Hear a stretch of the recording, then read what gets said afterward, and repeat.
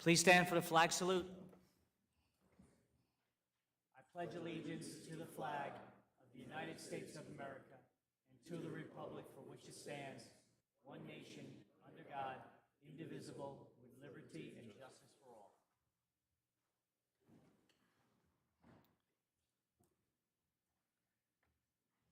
I'd like to welcome everybody to the September 21st, 2022 Zoning Board of Adjustment meeting. Pursuant to the Open Public Meeting Law, notice of the within meeting as published in the Record, the Herald News, and the Clifton Journal, and the annual notice on November 24th, 2021. Copies of this agenda were mailed to the Record, the Herald News, and the Clifton Journal, and a copy of the agenda was filed with the City Clerk and posted on the main bulletin board in City Hall 5 days prior to the date of this meeting. On all applications listed on the agenda, formal action may be taken. The within announcement shall be incorporated in the minutes of this meeting.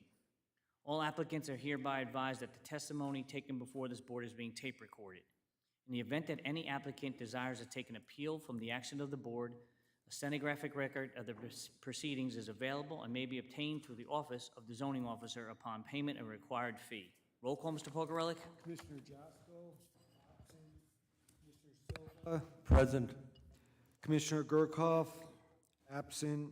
Commissioner Soshan, absent. Commissioner Molnar. Here. Commissioner DeStefano. Here. Commissioner Fukas. Here. Vice Chairman Scorziello. Here. Chairman Zucchino. Here. We have a quorum, Mr. Chairman. Okay, before I go over this evening's agenda, if you have any cell phones, please either turn them off or put them on vibrate. If you do need to take a call, if you would step outside the chambers, it would be greatly appreciated. Under remanded hearings, John Rader, 817-825 Clifton Avenue is continued without a date. Inspection and decision, Barnes Corner LLC, 615 Van Houten Avenue. Thank you.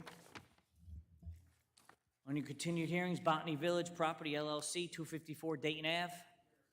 Thank you. TFJ Hazel LLC, 252 Hazel Street, is continued to October 19th, 2022. Jamie and Viviana Borga, 67 Umer Terrace, is continued to November 2nd, 2022. 522 Valley Estates LLC, 522 Valley Road, is continued to October 19th, 2022. Under new hearings, 1041 Paulson LLC, 1041 Paulson Avenue. I have received a letter. Dear Ms. Boccato, I am respectfully requesting that the hearing scheduled for September 21st, 2022 be carried to the October 19th, 2022 meeting. Thank you in advance for this, to help with this matter. Dominic Iannarella. So I believe we're carrying that. Anybody here for 1041 Paulson Avenue? We're going to carry that till October 19th, 2022. MJG Amar Realty, 42 Lakeview Ave. Thank you. Walbury Properties LLC, 3-7 Walnut Street. I also have a communication on that. Dear Ms. Boccato, I represent the applicant, Walbury Properties LLC, who's pending development application in Clifton. They are requesting an adjournment for tomorrow, September 21st, because based on recent reports from the zoning officer and the engineer, after consulting with our engineer, they need more time to consider the issues as being raised. So he would like to be available. I am not available November 2nd or 9th. Please schedule a next date. So, Mr. Pogorelic, what would be the next date? I believe we're at our November hearing, so I'll give you the date. 2 dates in November are November 2nd and November 16th. Okay, so then I believe we'll make it November 16th, 2022, because he cannot make the November 2nd.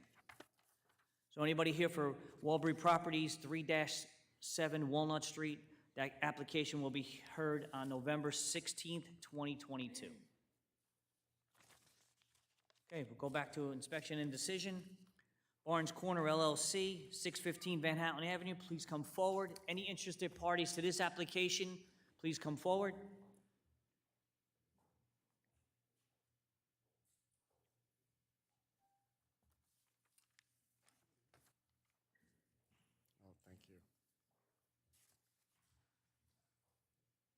Again, any interested parties to this application, if you could sign in, maybe Rhonda, if there's any interested parties.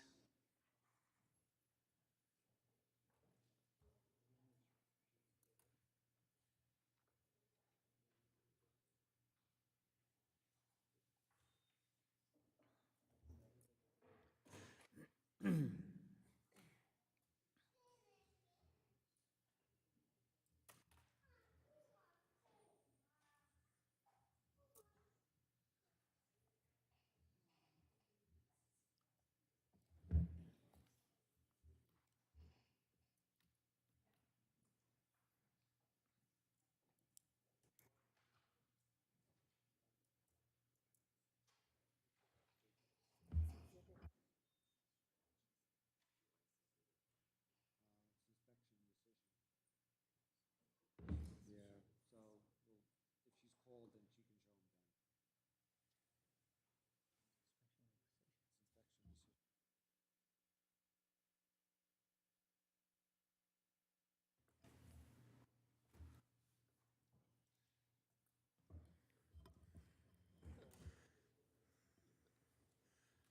Mr. Chairman, for the record, Frank A. Carlet, Garrison, Klein, and Zaretsky, 1135 Clifton Avenue, Clifton, appearing for the applicant. Okay, Mr. Carlet, from what I understand, this is an inspection decision, so I believe we're not having any more testimony, but I believe you were supposed to have a letter for us about the parking arrangement. Yes, I have a automobile parking lease agreement. Mr. Barnes, you were previously sworn. Would you tell the court if this is your signature, and if this is the signature of Mr. Garrettson, who owns Shook Funeral Home? Yes, it is. Both of them, no evidence. Keep that one. I'm sorry? These are copies. Swear him in? I believe he's sworn in. These are copies of the board members. One each. If you would. Mr. Chairman, while he hands those out, is any board member present that did not hear the testimony at the last application? And also, just to give you a heads up, Mr. Carlet, we only have 6 members present this evening. This is a use variance, so you're entitled to have 7. The 6 people that are here, the question is whether or not all 6 can vote. I believe the, I think Mrs. couldn't- Scorziello was here. Mr. Scorziello wasn't here? I don't remember. You You weren't here, haven't right? heard testimony, have you? It was a July meeting.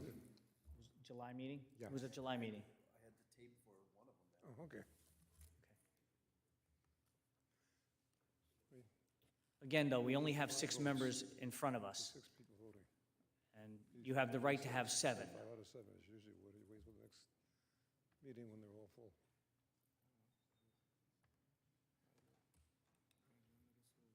I guess, Guillermo?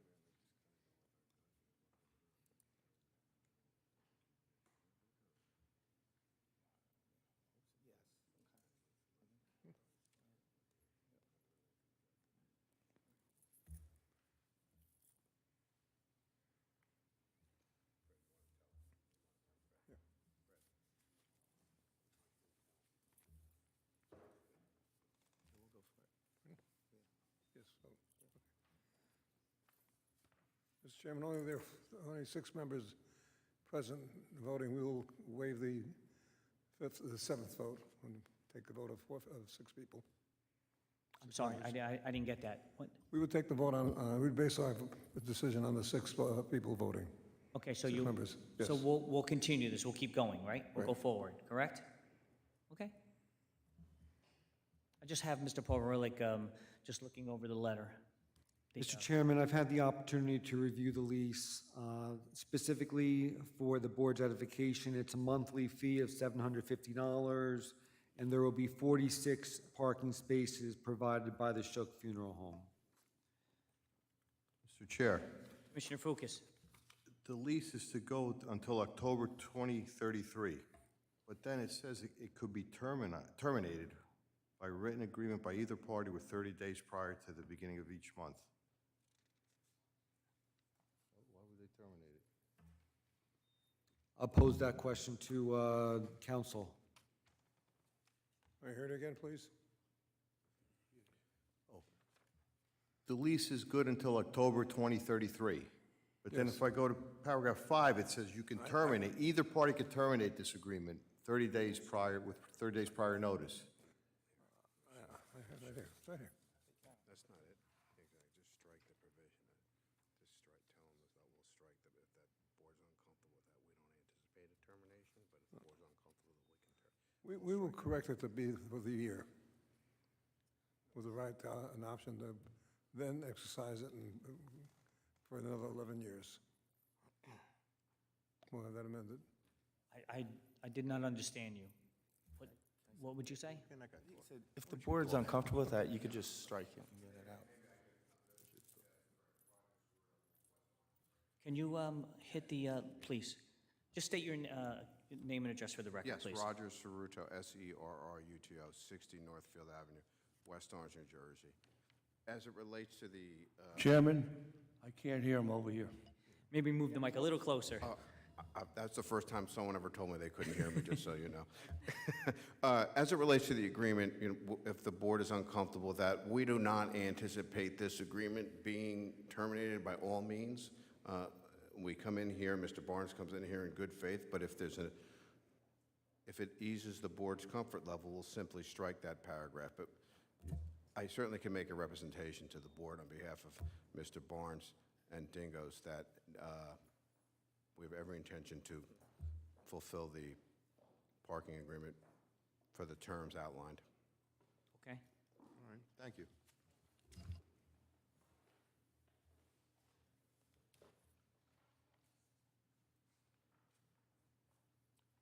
Any other comments, Mr. Carlett? Because it's an inspection and decision. Any other comments? No, you've heard all the testimony, you've gotten the testimony, particularly Mr. Steck was our planner, and I think he was very convincing as to what he said, and we respectfully request that the board adopt approval of the application. Okay. And I see there's interested parties. The only issue is, when we had closing statements last time we met, and on an inspection and decision, it's just inspection for the board and a decision from the board. I'm not allowed to have any more testimony or closing statements because we did that the last meeting. So now it's just called inspection and decision. So I just want you to understand that.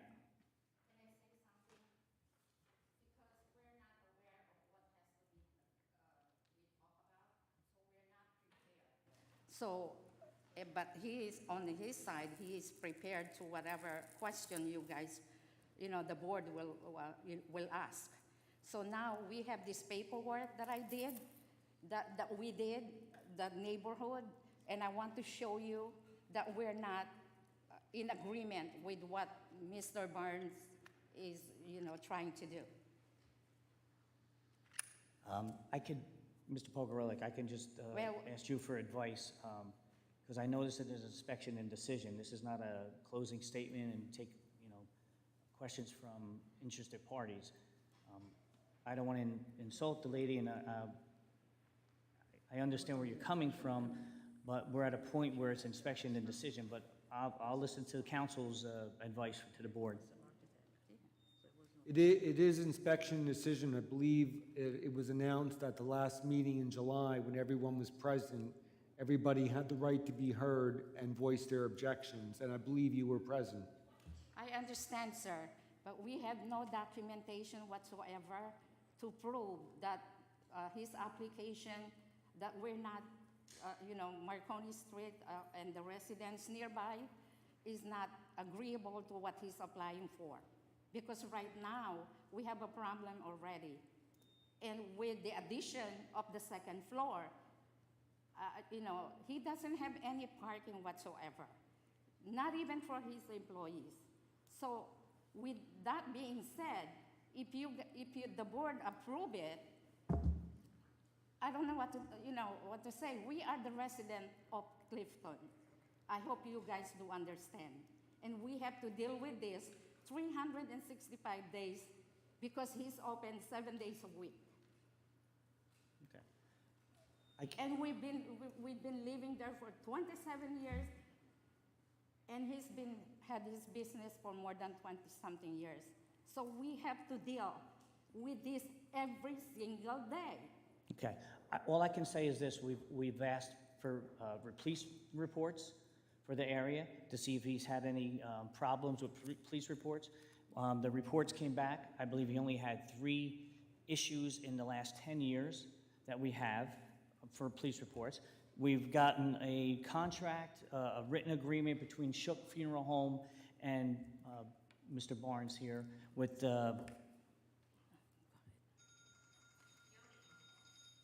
Can you please either put the phone on vibrate, or if you need to take the call, thank you. And it's for, I'm just looking how many spots, because 46. 46 parking spots on Shook Funeral Home that he's allowing I Barnes to understand, park. sir. I have the document here that I took pictures, on the random, and there's no available parking on the other side. The municipal parking, there's only like 20, because the resident of Clifton is using it.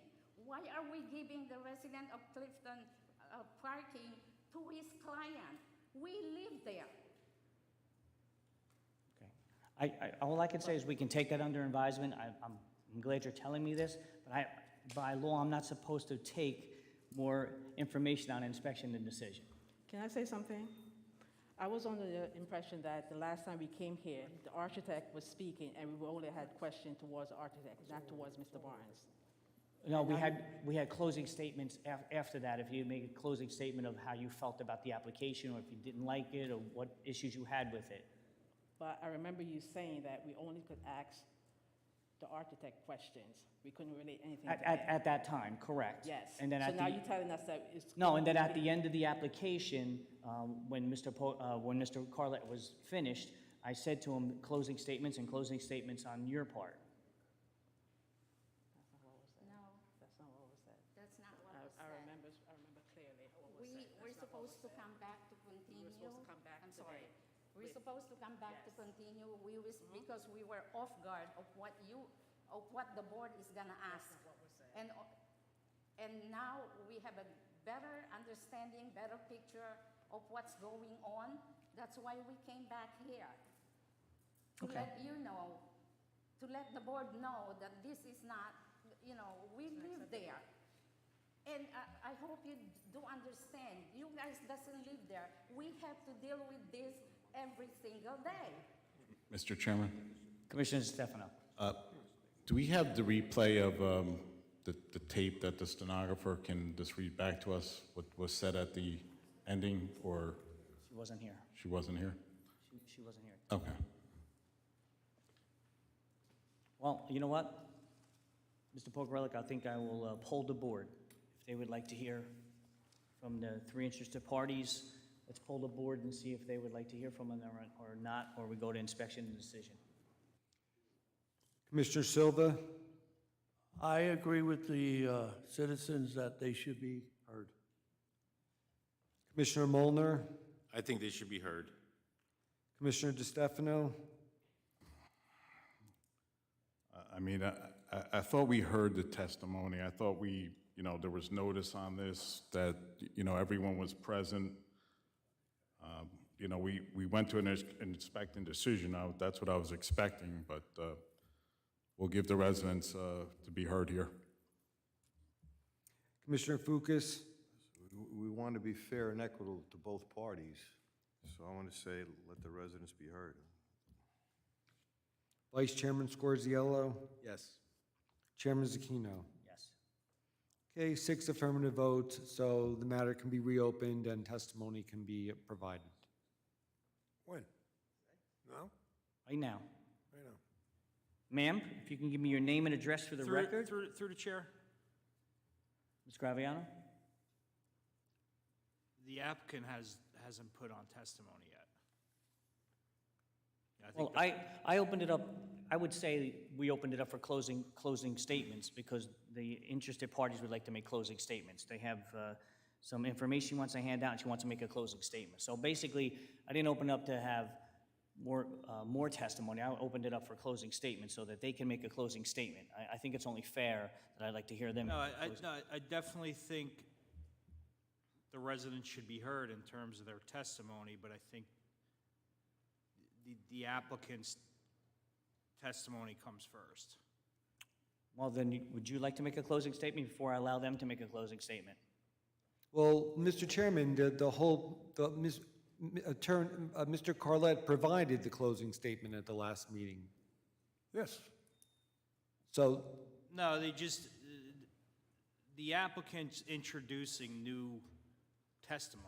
The applicant also has the right to cross-examine anybody that comes up and provides testimony Well, this here. is, it was I just ended want to make sure that we at the follow the last, proper protocol here. Mr. Carlett, do you have anything further to add? at the last meeting, you voted to close the meeting and adjourned it to put out for a vote, for an inspection and decision. So it's right on your agenda. I would think that the That's- easiest way to do this, Mr. Carlett, is this, simple as this. Do you have any new testimony that you would like to place? Or if not, I can go right to, I have no idea what they're going to say. I may have to bring some additional testimony. I don't know. okay. So I'm objecting to their doing it. Okay, your objection noted. Noted. Ma'am, would you like to get up? Your name and address for the record, please? If you can speak in the mic. Ludivina Rosell, Okay, and your address? 10 Marconi Street, Clifton, New Jersey. And you were sworn in before? Yes. Okay. Okay, please, you want to hand out something to us? Yes. Okay. May I see it first, please? Yes, Mr. Carlett will get a copy of it. Before you hand it out.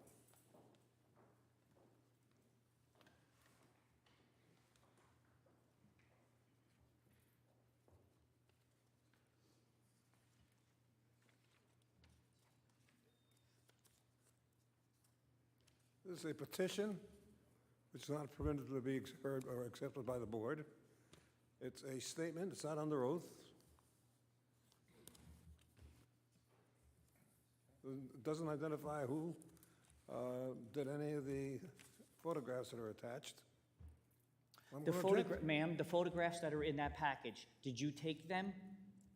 On the photograph on the package, I took them, she took some of it on different dates to show that this. Mr. Chairman, if you can Ma'am, I speak need up to, there. I'm okay, sorry, that's okay, I'm listen. sorry. What I need is two things. One, I want, if you took the pictures, so we know who took the pictures and what the dates were of the pictures. It's on on that, there. yeah. I put it on the side, what date and the time. Perfect. And you took them, correct? Yeah, my neighbors took it, I took some, yes. Okay, thank you.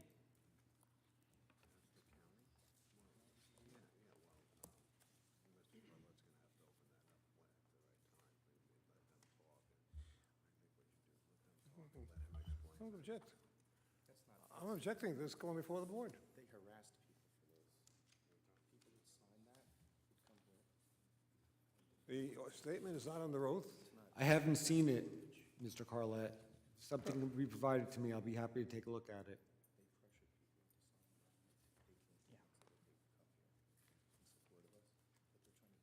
At least let him look at one.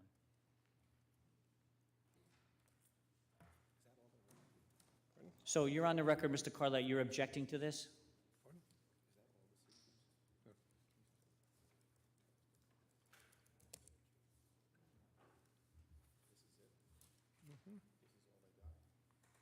What was that now? Where they go, they go door to door? They go to door to door? Mr. Carlett is correct, it is a petition.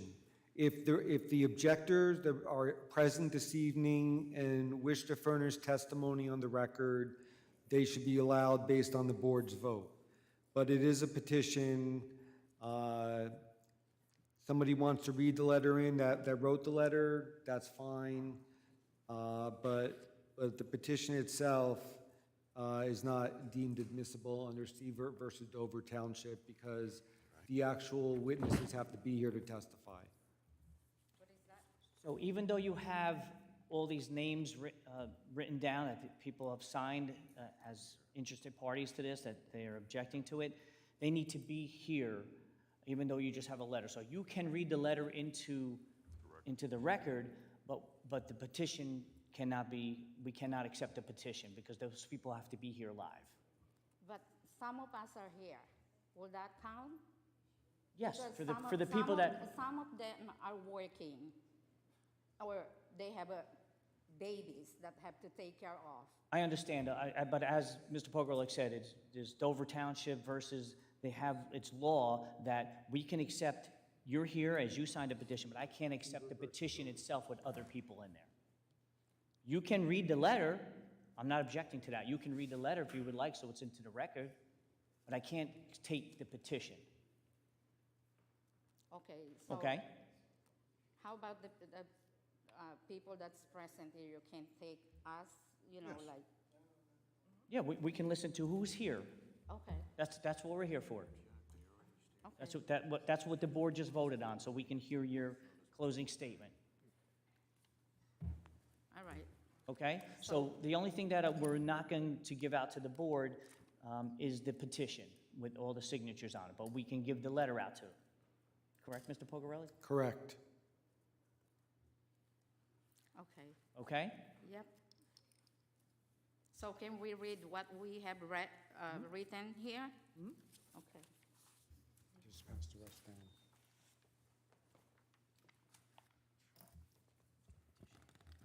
Dear Board of Adjustment, the residents residing within the vicinity of Dingus Den at 1615 Van Houten Avenue object I to its object, Mr. Chairman. She's quoting residents without citing who they are. They're not under oath, and she's quoting them. Mr. Carlet's correct. The witness has to be sworn in. Were you present last time? No. Okay, then you have to be sworn in. Please state your name and address for the record, please. My name is Maria Juarez, residing at 8 Marconi Street, Clifton, New Jersey. Please raise your right hand to be sworn in. In this matter pending before the Zoning Board of Adjustment in the city of Clifton, do you swear to tell the truth, the whole truth, and nothing but the truth, so help you God? Yes. And where it says the residents, you can say your name and whoever else is here, Okay. okay? You mean like the beginning instead of the residents? That's what it is. Okay. I, residing within the vicinity of Dingus Den at 1615 Van Houten Avenue, object to its application for an expansion. Upon receiving notice of the proposal, we expressed concern about the... Objection. She's citing people. She's not talking about herself. Says, residents residing within the vicinity of Dingo's Bend. No, she said Object. I. She took the residents out. She said I. Sorry? She said I. Upon receiving notice of the proposal, we express concern. We is not I. We're getting technical, but if you can state just yourself or I, and you read the letter, please. Okay, I'm so sorry. That's okay. I express concern about the depreciating quality of life if a permit for expansion was approved. During business hours, there have been numerous noise complaints regarding the conduct of patrons who frequent said restaurant bar. Motorists who choose to operate motorcycles as transports often disturb residents within the early morning hours. Some patrons who congregate outside Dingus Den could conversation that are not only loud but also contain numerous profanities. There have been numerous accounts of physical altercation that have occurred within Objection. patrons. Without from any Dingus Den. description of dates? Got to be Sorry? some description of dates, who was involved. Can't just Mr. come up with Carlet, all she's conclusions. doing is just reading the letter into the record. That was acceptable. Yeah, that's all she's doing. She's citing people, she's citing things that allegedly happened. There's no way I can defend against them. I can know when, where, how, who was involved. I'm going to overrule the objection. You can ask those questions of the witness. I'm objecting her testifying on direct testimony to that. We'll allow you to ask questions to her after she reads the letter. Please continue. The conduct that Yeah, my objection to transpires that. within the late night and early hours are frequent disturbance to nearby residents, especially to those with infants and young children. Additionally, the located parking lot in the rear of Dingus Den had recently been utilized as an expansion for restaurant bar space. The residents, I were not given proper notice about said expansion for outdoor space. Other than noise complaints, several safety incidents involving motorists have occurred, especially automobiles that are operated by patrons and employees of Dingo's Dens have caused damage to the vehicles of residents. For the majority of these incidents, camera surveillance has captured people who have hit parked vehicles merely leaving the scene. Despite police reports being filed, there has been little to no accountability for past accidents to affected residents. Furthermore, an expansion will aggravate traffic at Marconi Street and Van Houten Avenue, especially in terms of parking availability. Many residents rely on street parking for our vehicles, but often patrons will occupy the space for extended periods of time. Businesses are to have designated parking that does not occupy municipal or residential parking. Lastly, I am worried about sanitary conditions that originate from Dingo's Den. On several occasions, litters from the restaurant bar accumulates within the provided dumpster space, often spill out onto the street. Some of these trash include broken beer bottles, cigarette butts, marijuana wrappers, and discarded food. There have also been incidents where vomit and used condoms have been found on the property of our residents. Proposing a biohazard risk, the trash collectors who are in charge of emptying the dumpster of Dingo's Dens at times arrive in the early morning hours, which cause additional noise disturbance to our residents. I would like to conclude our statement by clarifying that we hold no ill will against business owners. Business is important towards one's livelihood, but the expansion of Dingo's Dens will create more apprehension among us, the resident of Marconi Street, as well as others who live nearby the establishment. We hope that you take my concern into consideration while making your decision. Thank you. Ma'am, would you like to make a closing statement? May I cross-examine? Oh, would you like to cross it? This is actually, it's a closing statement, Mr. Carlet. I was just thinking about that. It's a statement. She's allowed to say whatever she would like. It's a statement. It's a closing statement. It's not like, Making a statement under oath. so you're objecting to her making a Am I statement. not allowed to cross-examine a statement under oath made by a witness? She's allowed to get up there and make a statement and a closing saying whatever she would like. Whether you like it or not, she has a right to do that. So she was making a statement and you were objecting to it. Could you tell us the street is green when it's black? You can't do that. Well, it's a closing Not if the statement. course It's a examiner. closing statement. I have the right to cross-examine under the rules and under the statute. It's a closing I statement. don't know if you have that right. It's a closing statement. Pardon? She's not giving testimony. It's a closing statement. She's making a statement. It's testimony under oath. That's what it is. You can't change that. I rule it was a closing statement. It's a closing statement based on nothing in the record? I'm objecting to that, and that's what it's called. Well, I have to overrule your objection, Mr. Carlet. It's the board that can overrule my objection. You may advise the board. The board will overrule your, Rendered a decision. as the chair, I will overrule your objection. I'll object to that. Okay. Ma'am, your name and address? Ludivina Rosal, 10 Marconi Street. And you were sworn in before, correct? Yes, sir. Okay, now you can make a closing statement. I just want to address this to the board. Whatever was said before, this is based on our experience because we live there. We didn't make this up. This is actually what's going on with Marconi Street and Van Houten and Sage, the vicinity within that area. Based on the last meeting, the rear apartment of Dingo's Den is considered a residential. That was said. So my question is to Mr. Byrne, who's utilizing his parking lot as an extension of his bar. Labor Day weekend passed, he held a party, a barbecue party on that parking lot.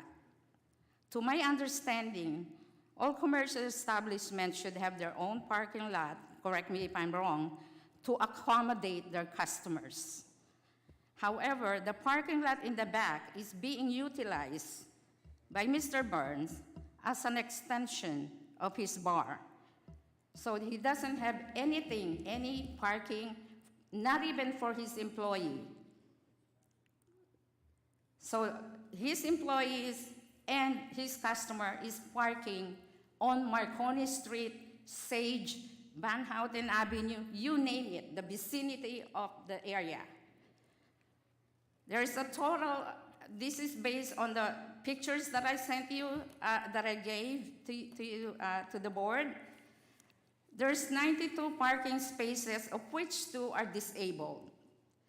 These parking spaces are being utilized by the resident of Clifton that lives on Van Houten, Huron, Sage, and occupant of the senior citizen, the Evergreen senior citizen, because I spoke to some of them. They park there. So with that being said, if that municipal parking lot will be utilized by Dingo's Den, so where is our senior gonna go to park? According to the information on Google, Dingbats, which is across the street, can accommodate 200 customers. And the Dingo's Den, probably the first floor, will accommodate 20 to 30. I don't know. That's a guesstimate. So with the expansion of the second floor, that he said last meeting will accommodate at least 130 people, where are these people gonna park? We're having a problem now without the expansion.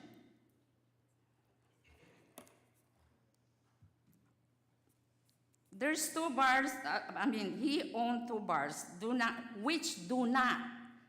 It's also stated on his advertisement on Google that he has no parking. Parking is street parking.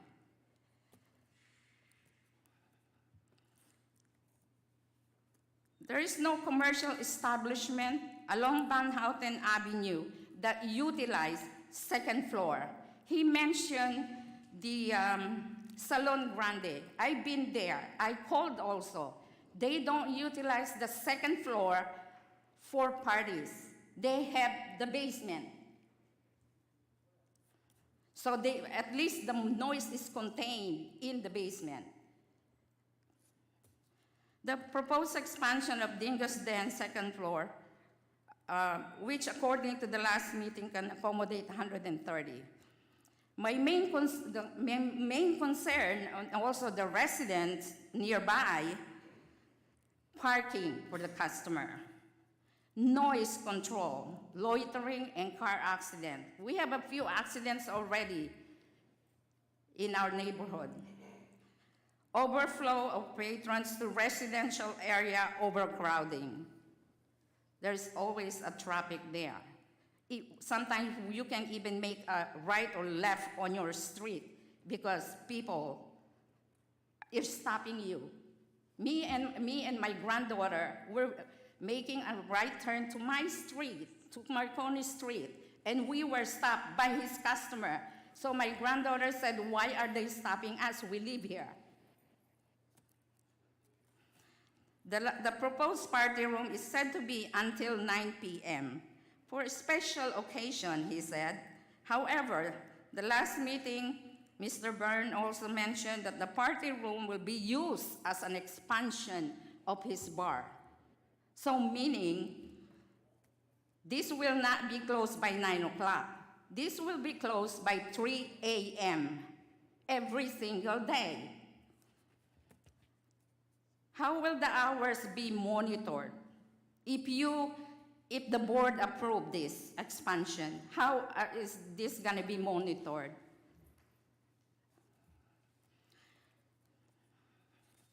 We understand he has a business to run, but he also needs to cooperate with the residents. The recent sign was placed on the side of the building as patron to cooperate with the resident in regards to noise control and loitering that has been established He has been in that establishment for 20 years. Just now, like 3 weeks ago, he put a sign. What happened to that 20-plus years that he's not even putting a sign, respect the resident, respect the neighborhood? We are tax-paying residents of this town, and we live here in the neighborhood for 27 years. I myself live in that house for 27 years. We, the residents of Clifton, are worried about our safety, sanitary condition. For example, this morning, I was cleaning my front yard. There's a lot of empty bottles. And I'm not saying it's only one or two. There's a lot of empty bottles, liquor bottles, and there's a big bottle of liquor on the side of the post, on the side of by the 8 Marconi fence. This is just an example of what we're dealing with on a daily basis. Traffic congestion, accident within the area. His customers are not local because he's on Ticketron already. So anybody can just go or buy the ticket to Dingbats and go to his establishment.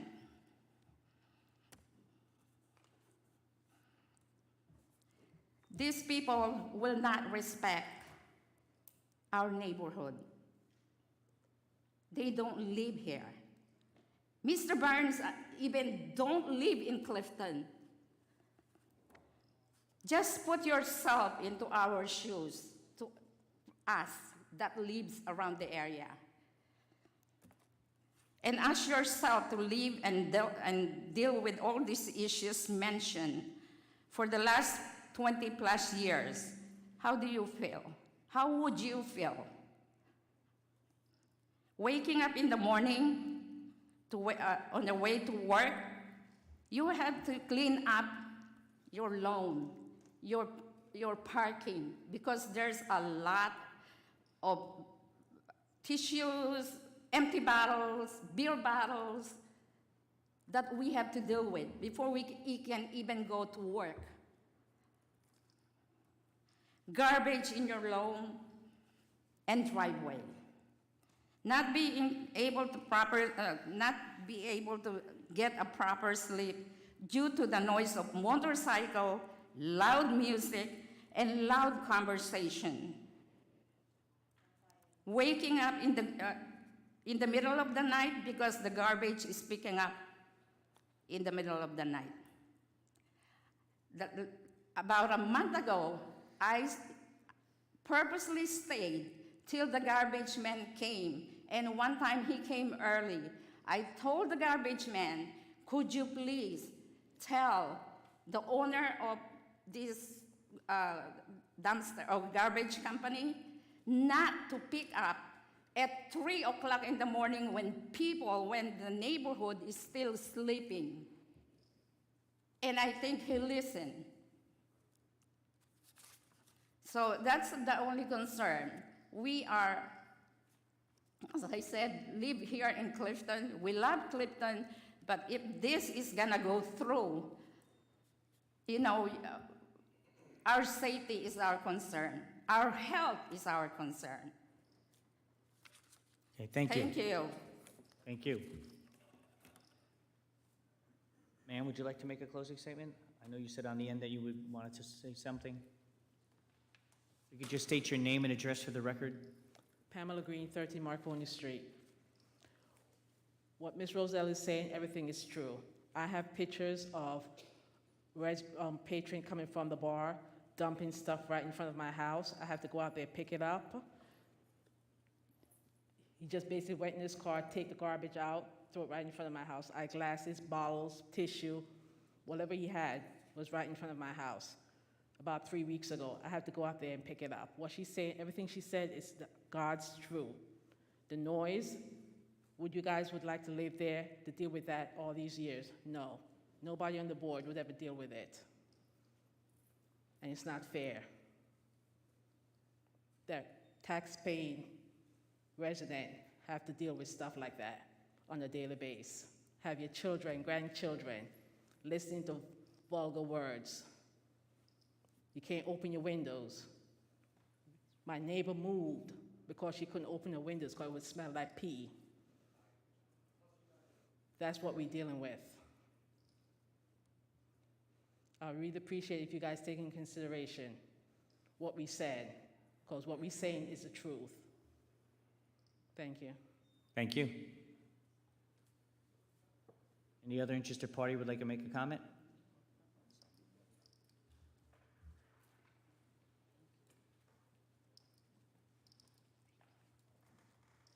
My name is Marina Ristova. I reside at 53 Say Street, Clifton. Mr. Pogorelli, can you And- swear her in? In this matter pending before the Zoning Board of Adjustment in the city of Clifton, do you swear to tell the truth, the whole truth, and nothing but the truth, so help you God? Yes, We have her address again, please? Your name? Again? Your name Marina Ristova, and address one more time? 53 Say Street, Clifton, New Jersey. Sorry?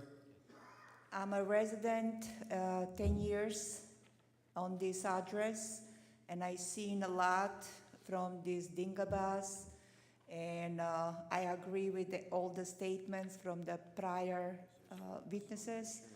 And I just want to add that the most alarming is people have to little more drinks at the night, and when they're leaving the dingabas, there is a fights, arguments at front of their cars, and it's like for hours.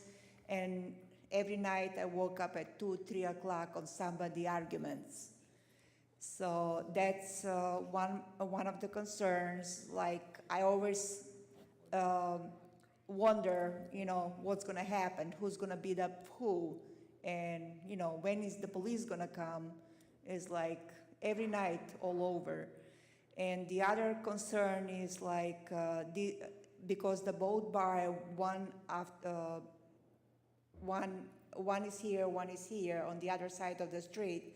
Is a lot of congestion, and I'm very careful when I make a left or right so I don't hit some of his customers, and then have to, deal with that. People get a drink and they don't care, they stay on the street. You can easily hit them. And then it's again the garbage that we pick up at the front yard. And also there is, in my case, they don't have a parking to park, so they block our driveway to unload their equipment. And, it's an active driveway. We have 3 units in the townhouse. Anybody at any time can need to go somewhere, and we are just stuck. We can't leave the driveway. And you have to come into argument to let them leave, and we don't want to do that.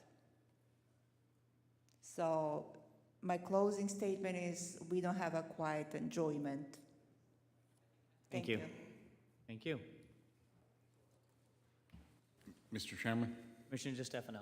Well, I want to thank all the residents for coming out and, explaining some of the things to the board and their concerns. The board received a police report on this, and Mr. Barnes's establishment had very few complaints against it. And now we're hearing about all these complaints. I mean, have the police been called? Do you call the police to this? Do you call garbage? Did you let Mr. Barnes know about that there's bottles that are, any bar in Clifton, you can't move a bottle, you can't take a bottle out of the place. And I heard that there's big whiskey bottles. You can't take whiskey bottles out of a bar. So there could be other things going on there. There's been, down the road, there's a bar down there that there's a lot of complaints against. You know, I'm just trying to see, you know, what matches up with what. I mean, we've heard some testimony prior, and now we're hearing this. Mr. Chairman, I'm uncomfortable voting on this today without the seventh member now. I'm going to make a motion to the board that we don't vote on this till we have the 7 members. I think this, either way, might be a litigation in court, so I'd rather do it the proper way and just hold off. I mean, we can poll the board if you want, but I'd rather have the 7 members here before the board make a decision. I agree with you. Unfortunately, that's not our call. Mr. Carlett is the attorney. He can make the call if he would like to have 6 or 7 members. I'll waive that. I felt that he should wait, but, you made the call. Chairman, in light of what was said and the circumstances under which it was stated, I would like to have the 7-member vote, and I rescind my prior approval, number one. Number two, I'd like to correct something that was said.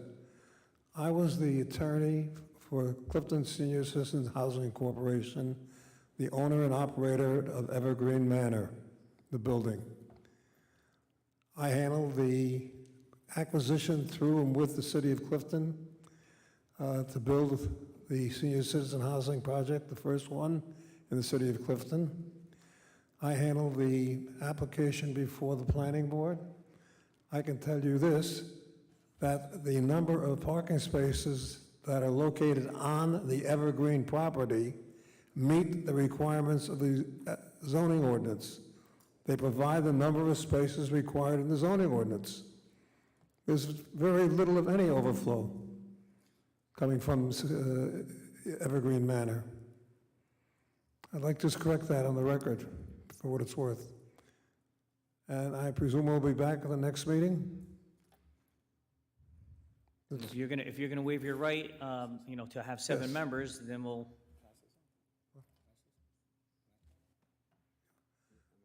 I'll wait till we have the seventh member.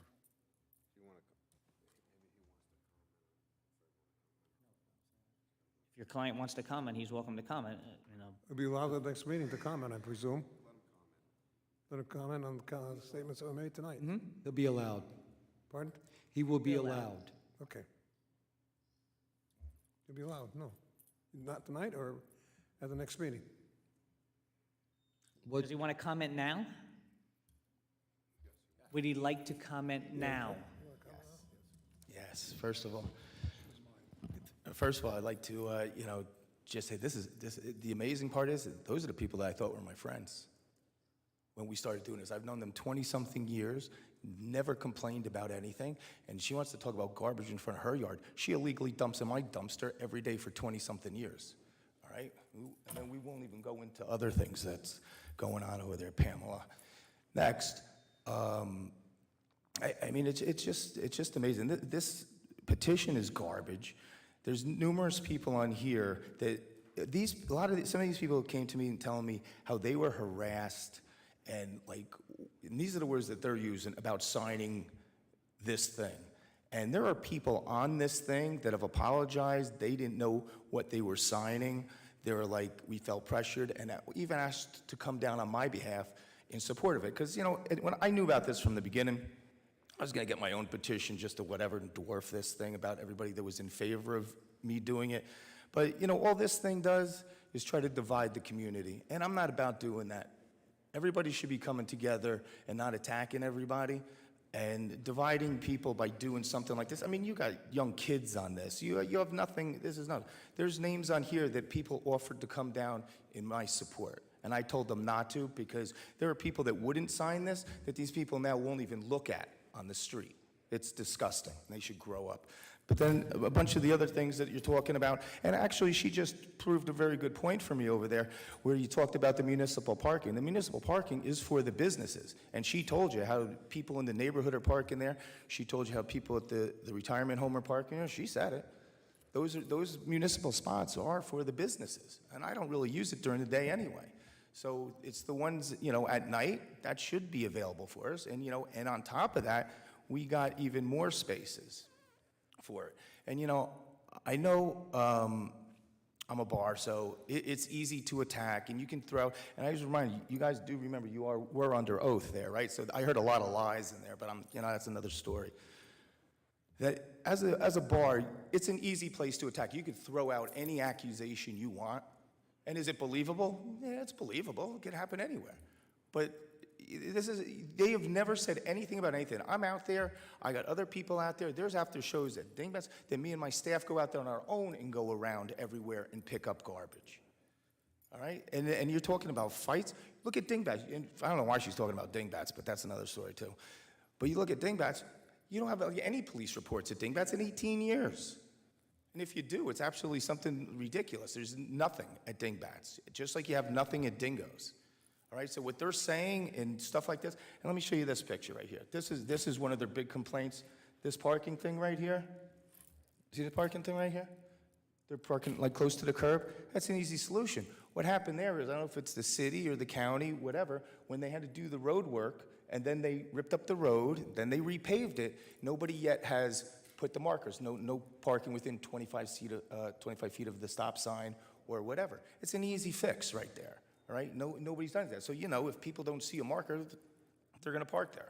All right, there's just so much to go on. You want to go about my outdoor lot in the back, which, apparently I'm doing that illegally too. But I've had the cafe license in Dingoes for over 20 years. All right, I have the extension of premise, I have the extension of license, and I've had it for over 20 years. So majority of the stuff that they're talking about, they don't even know what they're talking about. They're just talking and picking things out of, wherever. But they have never complained to me about anything. You're going to talk about, bottles. Like you say, you're telling me there's liquor bottles outside, there's all these beer bottles. I don't know. You've never complained about it before in 20-something years. You've never had anything. I'm there, I see it. I got my neighbors my people, the tenants that live upstairs. They never see anything. All right? If people are outside and you hear things, that's not my problem because the state put them outside. All right? We try to stay on top of everybody to be quiet. The state put them outside for smoking. All right? So, there's nothing that you can do about it. And the main thing is that you chose to live there. You chose to live there. Those were bars long before. Clifton Van Houten had the proud of having been in the Guinness Book of World Records for the most bars on an Ave. So you chose to move on next to a street with the most bars that used to be in the Guinness Book of World Records. It is what it is. Do your research. It is what it is. You're a house in, your house in there. Yeah, you chose, you picked to live there. I don't know what to say. I'm trying to be calm about it and whatever, but when you're attacking me and you're saying a lot of lies over there, that's just wrong and dirty. No, They know. we're all They done know. with I'm here for comments now. Well, yeah, they know that. I'm here I'll be here 24 years. I'm committed to this. You have no complaints up until now. Now all of a sudden I'm like, Attila the Hun over here. And it's like. Mr. Barnes, relax. Yeah, I know. Relax. But it's like, they can't sit there and never say anything about anything, and then now you're throwing things all over the place that We aren't got even it. true. We got your testimony. I've gotten the interested Good. party's testimony. I'm done. Okay. Thank you. Mr. Chair, just so, Commissioner Fukas. yeah, Mr. Barnes, I think at 2, 3 in the morning, sound carries. So if they're talking loud, it sounds, at that hour, anything sounds loud. But now, you own the building? You're going to clean it up, right? Because I got to be honest, not to be disrespectful, it looks like a dump. You're going to fix it. All right. Mr. Chairman, Commissioner DeStefano. Mr. Barnes, just real quick. Your security or your bouncers are in there. Do they stand by the door, card people coming in? Yes. Okay, do they watch people going out? Yes. Okay, when the establishment closes at 3 a.m., do they walk outside to make sure there's no fights or anything? Yes. The bar closes at 3 a.m., Yep. correct? Okay. Yep, we go out, if we hear them talking outside, we try to disperse them and do whatever we have to. My staff, even if by chance I'm not there, my staff knows, because we try, like I said, we try to do the preventative stuff, what we know is gonna be a problem, and we stop it.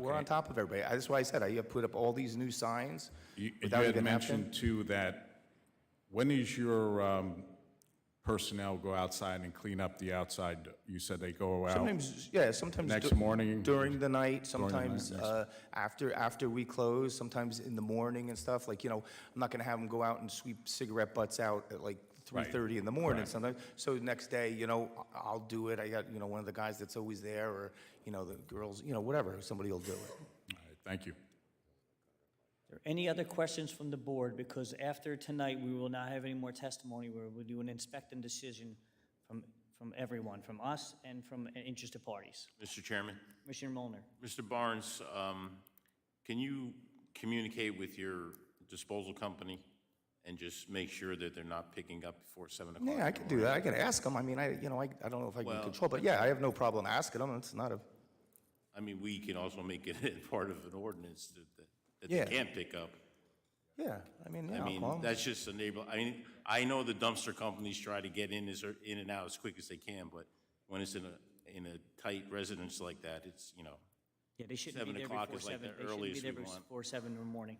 right? 7 Before o'clock. 7? Before 7, they should not be there. Okay, I'll tell them. Thank you, sir. Yep, that's no Mr. problem. Chair, Mr. Chairman? just in the interest of the good neighbor policy, try to work together with them to make it good for you and good for them. You know, I'm sure you're willing to Yeah. address their concerns. Oh, and yeah, I work with have. them, I've you know, always, that's all I I always can have. suggest, That's why you it's know. hard when I get here being attacked, when, you know, we try to be on top of things, and we are. And I've had no complaints, but then we come here, and then now it's, for whatever reason, who knows? And like I said, these were people I thought were my friends. You know, and this is. Commissioner Silver? Thank you, Chairman. I got a question, Mr. Barnes. Your party room that you're looking to put up on the second floor, it says you're closing at 9 o'clock? No. All right, so this is a wrong statement from, I guess, the residents. Yeah. Because it says on here 9 It's a lot of o'clock. I can't imagine you chasing your people out when you're open until 3. Okay, thank you. Any other questions from this board? Mr. Chair, I don't think you're going to double in business. I hope you do, but you just need more elbow room Yes. to move around. Yes. So, Mr. Carlett, now, so we understand each other, you will come back for a vote with 7 members, correct? Yes. It's up to you. Okay. All right, so then, Mr. Chairman, also, then there's no more public, there's no more Nothing from public the hearing now. We heard all the statements from everyone, closing statements, unless... Okay, just don't repeat yourself, please. I'll allow you to make a statement, but if I've already heard it, I'm going to stop you, okay?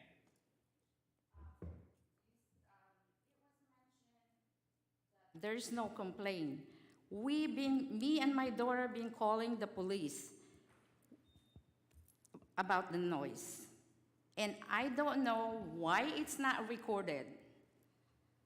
Because we cannot sleep we're awake in the middle of the night because people are, having conversation right by my window.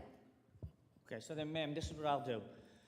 We're doing an inspected decision at whatever date we come up with, okay? And before that, I will ask the zoning officer to get another report from the police department to see if there's anything that they recorded or anything that's the best I can do. Mr. Chairman, you have before you this statement from the objectors that comes to conclusions without setting forth a date, a time, had this testimony before this woman, giving us objections that she supposedly has made to the state police department. They said they had 3 objections. What's the dates you made the objections, how you made them, who you made them to, so we can follow up and see if the police department's lying. I don't think they are. I think they have records, they tell you what the records say. I'd like to back up what they're saying. They don't have any backup. I'm going to see. I'll ask Ms. Bocato to see if she could just check with the police department. And it's not for any more testimony. We'll just have a letter from them stating if there was more complaints that they don't know of or they didn't record. That's all I can tell you. But they only had 3 that I can tell you. Okay? Also, an object to the board having before it these photographs that are not identified as to when or by whom they were taken. She said it was by her and her neighbor took the pictures, and they said they have the dates on the pictures. When? On the side of the picture. On the side of the picture. August 4th, 8:30 p.m. was these 1, 2, and 3. Regrettably, the first... Thursday, August 11th, at 8:45 a.m. There are dates on them, Mr. Carlet. Just look. August 16th, 7:51. September 2nd, 7:31 p.m. All right.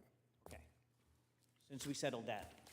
Okay, Mrs. Bocato, can we have a date for inspecting decision? Yeah, if there's no more testimony and it's There just is a no more vote, testimony, will be just an If- inspecting decision. we have room on the October 5th if they want to come back that soon. And we need a tape so that Yes, a I can get that. seven member could listen to it. Will we have the report by October 5th? The police report, yes. Okay. Is that Does that- okay, Mr. does that work? Carlet? October 5th? I have no problem. Okay. Okay. So everyone knows this will be an inspecting decision, no more testimony. October 5th, the board will make a decision. Okay. Have a good evening. Thank you, Mr. Chairman. Going on to the next application.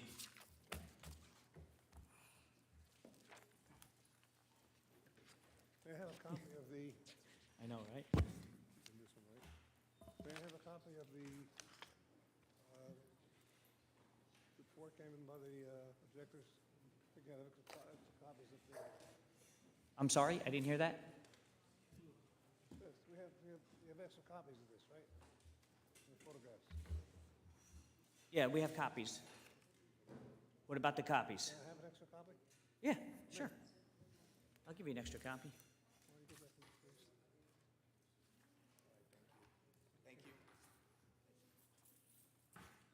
May I have the whole thing? Oh, the whole packet? I'll give you the whole packet. There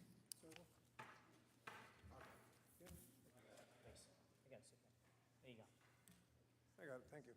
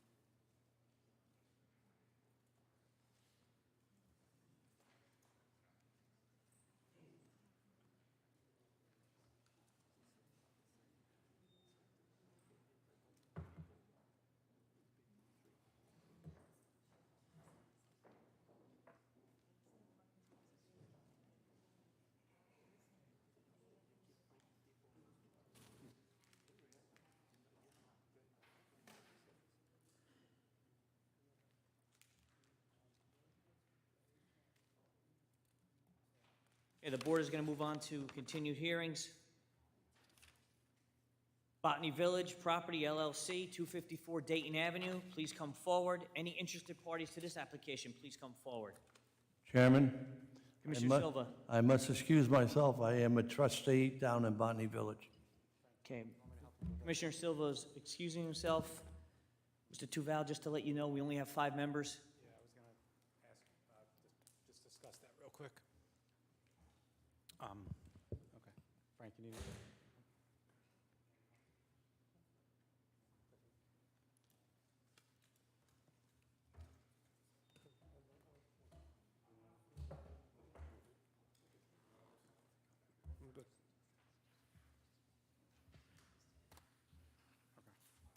All right. Good evening, Mr. Chairman, members of the board. Jason Tuvel, attorney for the applicant.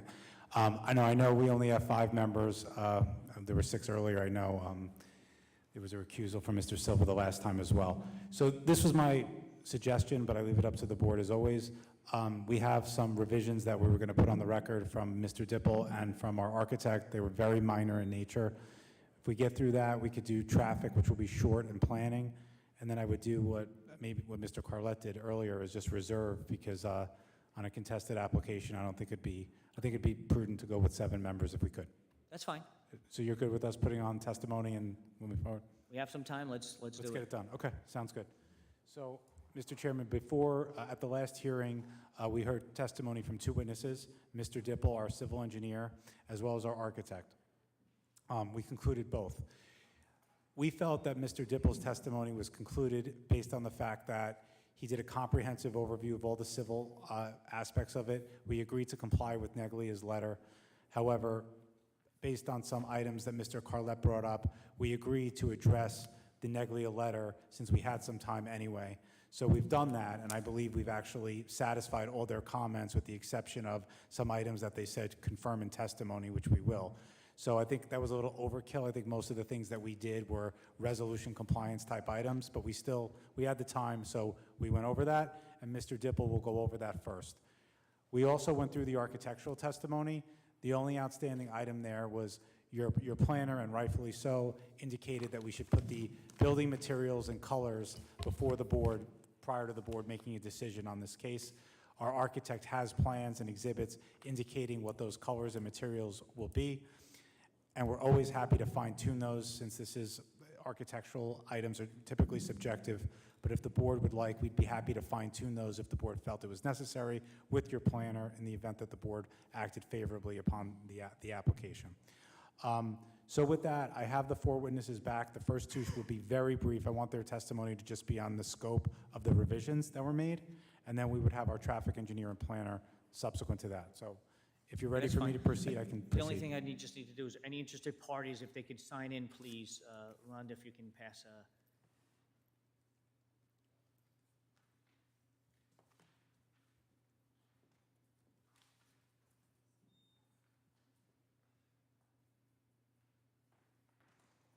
Okay. Okay, so interested parties, when she's done, if you sign up, just pass it around so you can sign in, please. Hey, Mr. Tuvell. Okay, great. So, Mr. Chairman, the first witness I'd like to call for.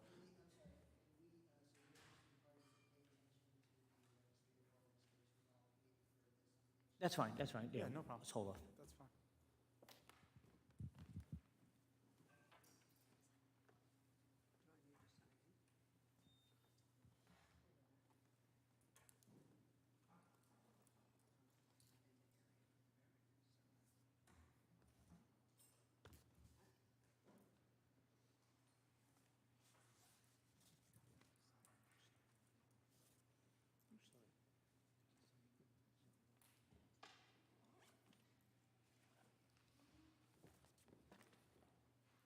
And Mr. Chairman, just for the record, I think we did this last time, but none of the members of the public that are going to be speaking are represented by Mr. Carlett, correct? So it's not like they're getting two opportunities. Mr. Carlett, can you go on the record who you're representing? Miguel and Gloria Vidal, 250 Dayton Avenue, Clifton. Okay. If those are the two people he represents, that's fine. Okay. So you have it on record. That's Miguel signing now. Where was the first one to sign? No, and the reason for that is just Mr. Carlett's, I'm assuming, going to cross-examine on their behalf. That's all I was saying.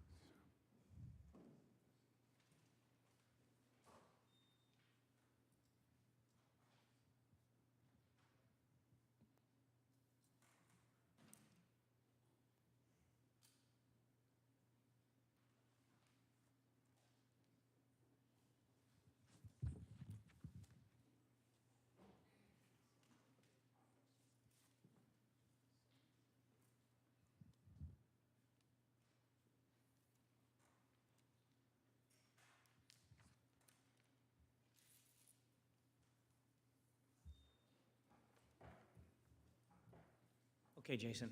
Ready to go? Mr. Lavelle, yes, please. Okay. Thank you, Mr. Chairman. All right, so the first witness I'd like to recall, who just testified and qualified as an expert in civil engineering the last time, is Mr. Mike Dipple. Mike, if you could just, for the record, indicate that you know that you're still under oath and indicate that your license is still current and in good standing. Yes, I agree. I'm still under oath. My license is still current since the last time. Great. Could you just give a very brief overview of the changes that were made? I think it was basically going over and addressing the comments in Neglia's letter since the last meeting. Yes, we submitted revised plans. They're dated September 9th, 2022. The revision note is revised per engineering letter dated July 15th, 2022, and planning letter dated July 8th, 2022. And I have a rendering on the board. It's entitled Site Plan Sheet CO3. I should probably enter that as an exhibit. I don't know where we are. We're on, this will be A2. Great. A2. Thank you, Mr. Pogarelli. Okay. A2 date, and I'm just going to put today's date, the 21st of September, on the plan, and it is sheet CO3, and we added the color to the plan as we did last time for testimony, so it looks very much like what we presented last time. We made some changes really just to address the letters of Neglia Engineering and Graviano Planning Group, or Graviano and Gillis Architects and Planners. I can go through very quickly. We added some details that were requested, construction details. We added the landscaping that I presented on the rendering only the last time I was here. That was included in the plan. We added a few notes at the request of the engineer. We put a trash enclosure detail on the plan. We modified the soil erosion sediment control. We added a few elevations, roof leaders, some notes regarding the sanitary. We noted the nearest hydrant location. We noted a soil quantity of 685 cubic yards, which would likely have to be taken off-site in order to construct the basement. And we added a few more details and notes and spot shots. So it was really, there wasn't any real substantial change to the design, very minimal, and essentially just addressing the comments of your professionals. While we had the time, we wanted to get out ahead of a number of the comments that we received. And Mike, to the extent that there's anything outstanding in the Neglia letter, I don't think that there is, but to the extent that there is, you'll agree to comply? We will comply. I wouldn't say we're 100% perfect on it yet, but we're very close. I did notice just a couple of things they want clarification on, but I feel very good about the progress we've made since their last review letter. The letter that we received is dated September 15th, 2022. And in looking at it, if you were to review it, you would see common address, common address, common address. So we feel very good about the progress that we made. And if you could just address the lighting comments, I guess, in section 4.4 of the letter. Yeah, so I'm going to put up the plan set that was submitted, and I'm going to turn to sheet CO5, I believe. So sheet CO5 of our set is the lighting plan, and it indicates the lighting fixtures as discussed with the project architect, and it shows the illumination levels. And your code requires 0 foot candles at the property line as far as illumination, but this building essentially takes up the entire property, so we're right on the property line. I should say we have a number of two building mounted fixtures next to the doorway in the front, and that light spillage goes forward into the right of way. We have no proposed lights on the south side of the building, so north is to the left side of the page. On the south side of the building, there are 2 existing decorative post-top mounted lights within that public space that runs from Dayton Avenue to the public parking lot in the back. So we're not providing lighting. There's lighting there already, and that lighting we counted in our analysis. In the rear of the facility, we just have one very modest light on the back building facade in order to illuminate the back seating area in the rear that I testified to. There's an outdoor seating area for the restaurant on the first floor, and of course that light projects out into the public parking lot. Along the north side of the building, which is, if you recall, that's the access for the residential tenants above. There are 4 apartments above on the second and third floor, and there's also the trash storage area.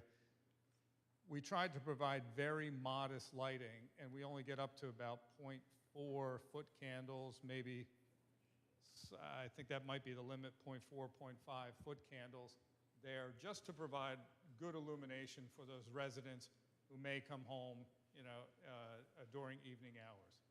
So it's very modest. They're only 10 feet high. A picture of the light is shown here on the detail pattern A.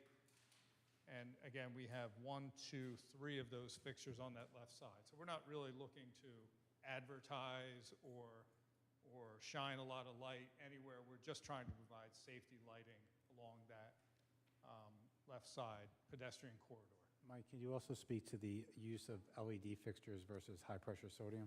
Yeah, so we're sticking with the LED fixture, and we've used a color of the LED which most resembles the high-pressure sodium. Frankly, we think high-pressure sodium is really on its way out, and they're almost tough to get anymore in a lot of fixtures. So in communicating with your engineer, the 2700 Kelvin light provides a more yellow light, not a very bright white light that you see with like a 5,000 Kelvin, white light, which is kind of blinding. So this is a very subtle, soft, more pedestrian light color. Okay. That's all I have for Mr. Dipple. Any questions from the board? Mr. Intandola, any comments? Yes, we appreciate Mr. Dipple's submission. That is pretty 98% compliant to our prior comments, and anything was just like just writing errors on the plan. There wasn't really anything dramatic. And what we had asked for before, they've been provided. It's almost pre-resolution compliant in our view. Thank you, Chairman. Okay, thank you. Mr. Carlett, you have any questions? No, you're good? Any interested parties have any questions on, and it's just on his testimony at this time, okay? Okay. Please, I just need you to go to the mic. My name is Gloria Vidal. You said there were 2 lampposts. Actually, one was knocked down when the Ms. house... Vidal, 1 minute. If I'm not mistaken, Mr. Carlett, aren't you representing her? Yes.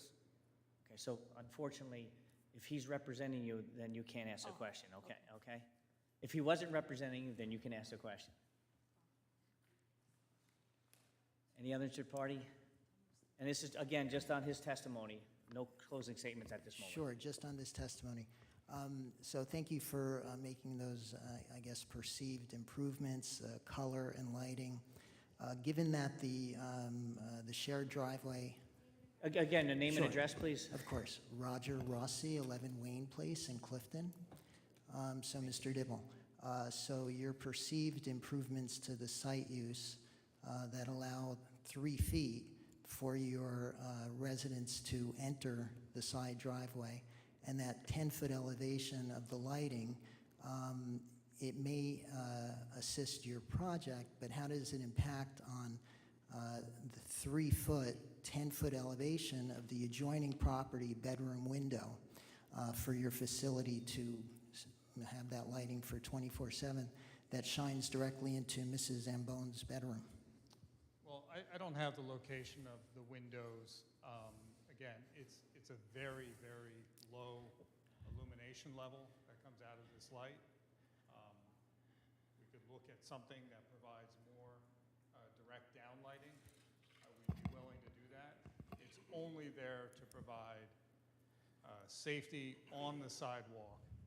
So again, we're not advertising, we're not trying to draw attention to this, we're only trying to provide safety for the pedestrians on that sidewalk. I think the applicant be willing to come up with a light with the satisfaction of the engineer. If you're not happy with it, that, Can we put shields on them so that it's just down, yes, we can. down lighting? Yes, yes. Yeah, I would agree as an engineer, I would have thought you would have identified where the adjoining building and the windows and living spaces are. And also, you know, if your lighting is too low, you have 4 apartments with 2 bedrooms. It has to be safe for those individuals to enter the building and exit the building, as well as I believe you have food delivery in the back and your garbage. So the lighting has to be sufficient to allow those deliveries as well as your employees. So it is a fine line, but my concern is that 3 feet that you have, that directly affects the quality of life of my tenant. Well, just remember, too, there's no side yard setback requirement in the zone here. Can you say that a little There's no louder, side please? yard setback requirement in the zone, so you could build basically property line to property line on the sides. But all I would say is, you know, lighting is something that's reviewed not only by our engineer on a side and seal drawing, but also by the board's professional engineer. So we hear the comment. I think Mr. Dipple said that if there was a concern about that one item, we'd address it.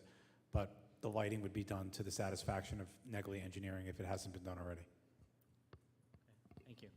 Yeah, thank you. And there may not be a requirement, but that's why there's a board that donates their time and energy for the citizens of the city to maintain quality of life. So thank you. Thank you. Any other interested party? Any questions? Okay, so our next witness is our project architect, Afshan Vandal, and she testified at the last meeting as well. And her testimony will also be limited to coming back with the materials and color that the board and Mr. Graviano had requested. So, Afshan, you want me to pass that out while you're setting up? Yeah, no problem.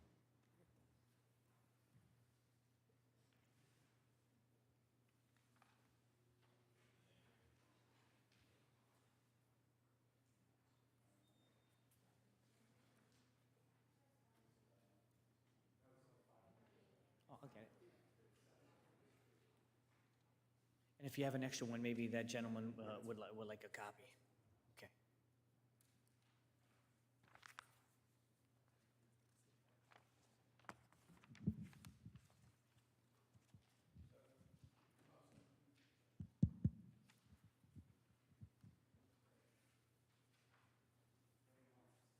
Want a copy, sir?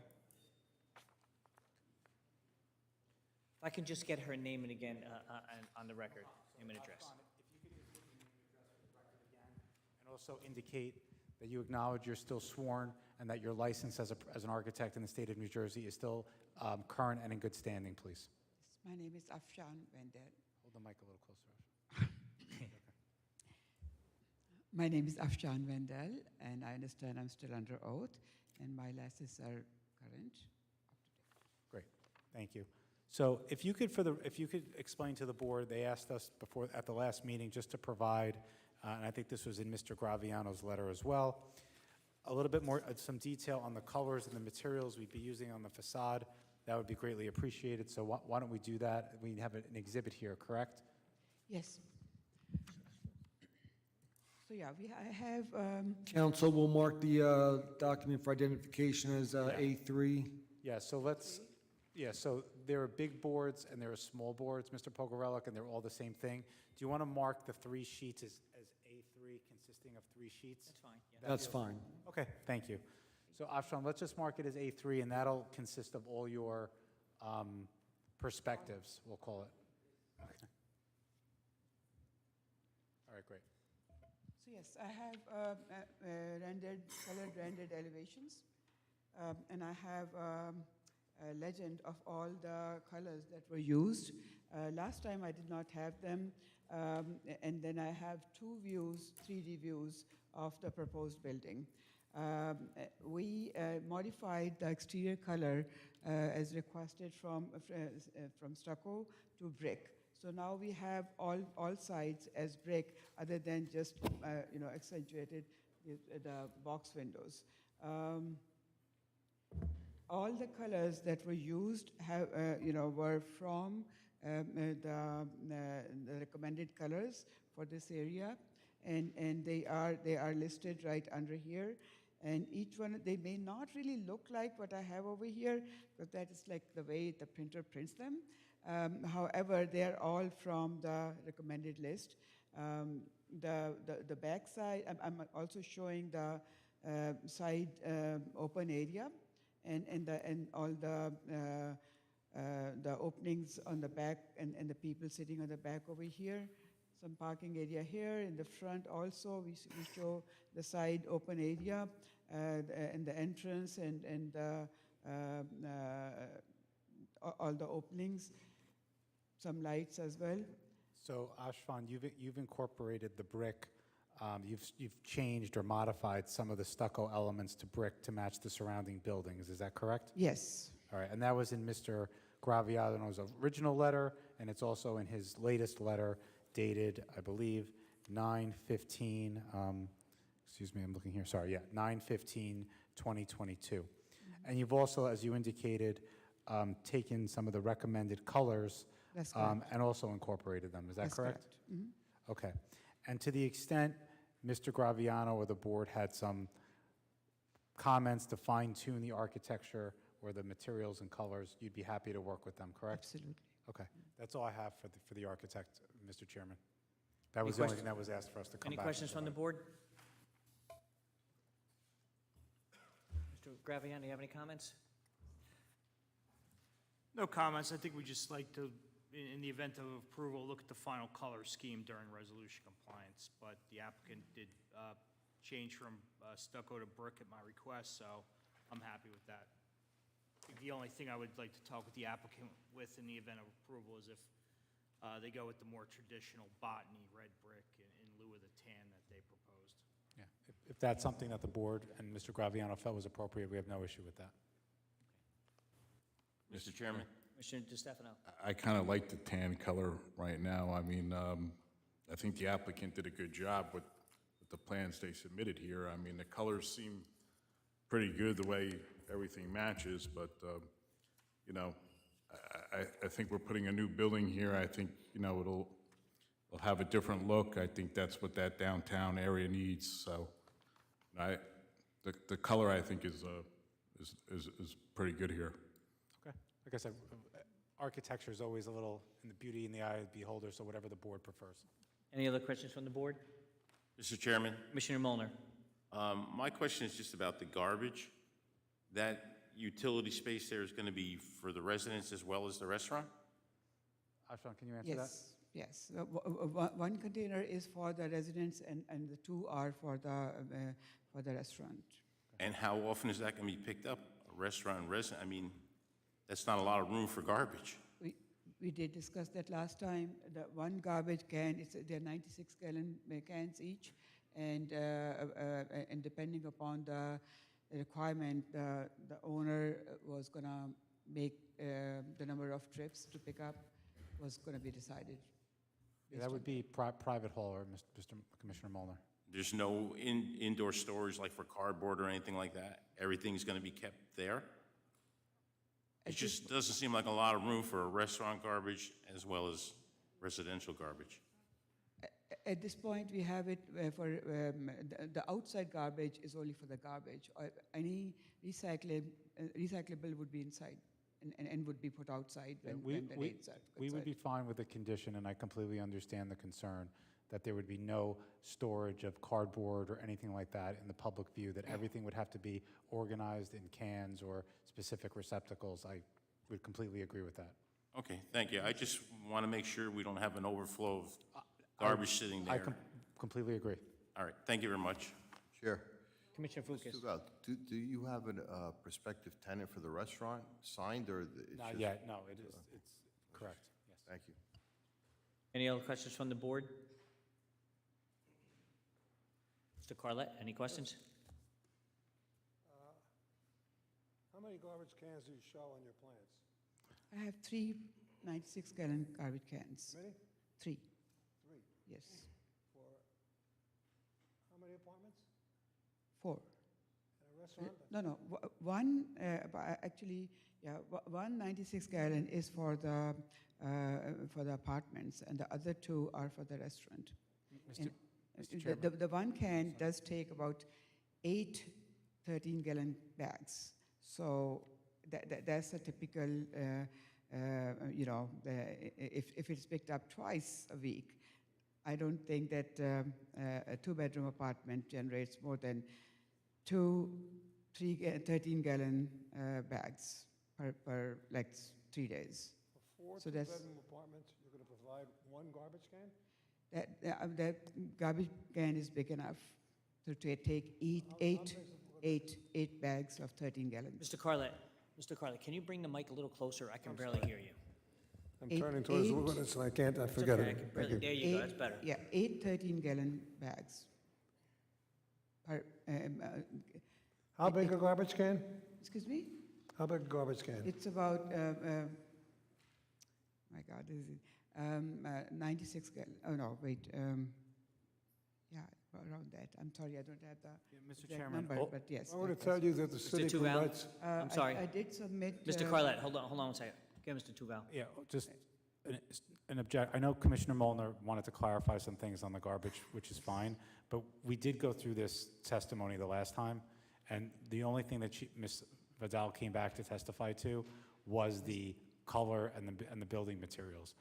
If the garbage area you want us to revisit that with Neglia to ensure that it's sufficient, as Commissioner Molnar indicated, to ensure that there's nothing stored there that shouldn't be stored there, we're happy to do it. But we went through this line of questioning at the last meeting, that's all I would say. Mr. Carlet? Any comment on that? I think she's got to testify as to what she designed the garbage cans for. She's got 4 two-bedroom apartments, and she's got one permitted in the city of Clifton. The biggest garbage can is a 32-gallon garbage can. I did have the specification in the last meeting. I didn't bring it because there wasn't any questions regarding that. But we did calculate the number of bags that it can fit. And according to my recollection, there were 8 bags that it can fit. And I think that is more Garbage than, more bags? than typical. 13-gallon garbage bags. 2 garbage bags. Excuse me? How many garbage bags? 8. 8 Yes. are going to fit there Yes. in that area you designed? As I said, I don't have the specification right now, but I did have it with me last time.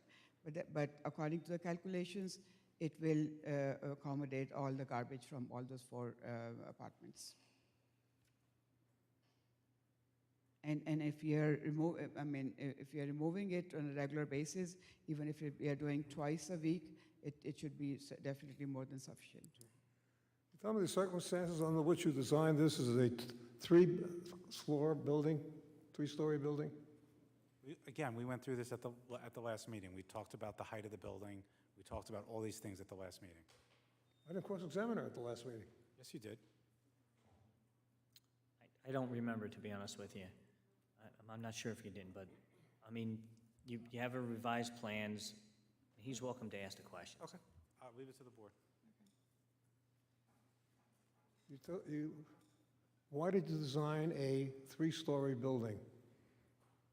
Why did I design a 3-story building? Because there are mostly 3-story buildings around that area.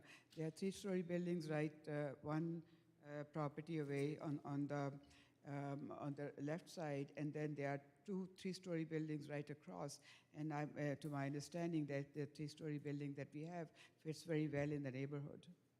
How many buildings do you have on that side of the street?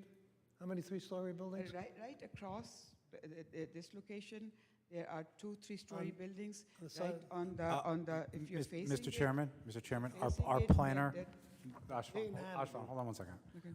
On the variance relief that we'd be seeking, our planner will testify on all those items. So we do have a variance for number of stories and building height by 1.5 feet. Our planner will provide testimony on those issues. Okay, so Mr. Carlet, you can question the planner when the planner comes up. Pardon? You can question the planner when the planner comes up. She designed it. I'm entitled to ask her why she designed something. And, you know, Mr. Pogarelli brought up, I was just looking in the thing, you did question Ms. Vidal. How many three-story buildings are located on the, That's not an architectural question. It's a planning question. Yes. I'm sorry, I didn't hear that. I said, I believe that there's more appropriate question for the planner than the architect. And again, you cross-examined her at the last meeting. We specifically said that that any cross would be limited to the new testimony she provided at this meeting.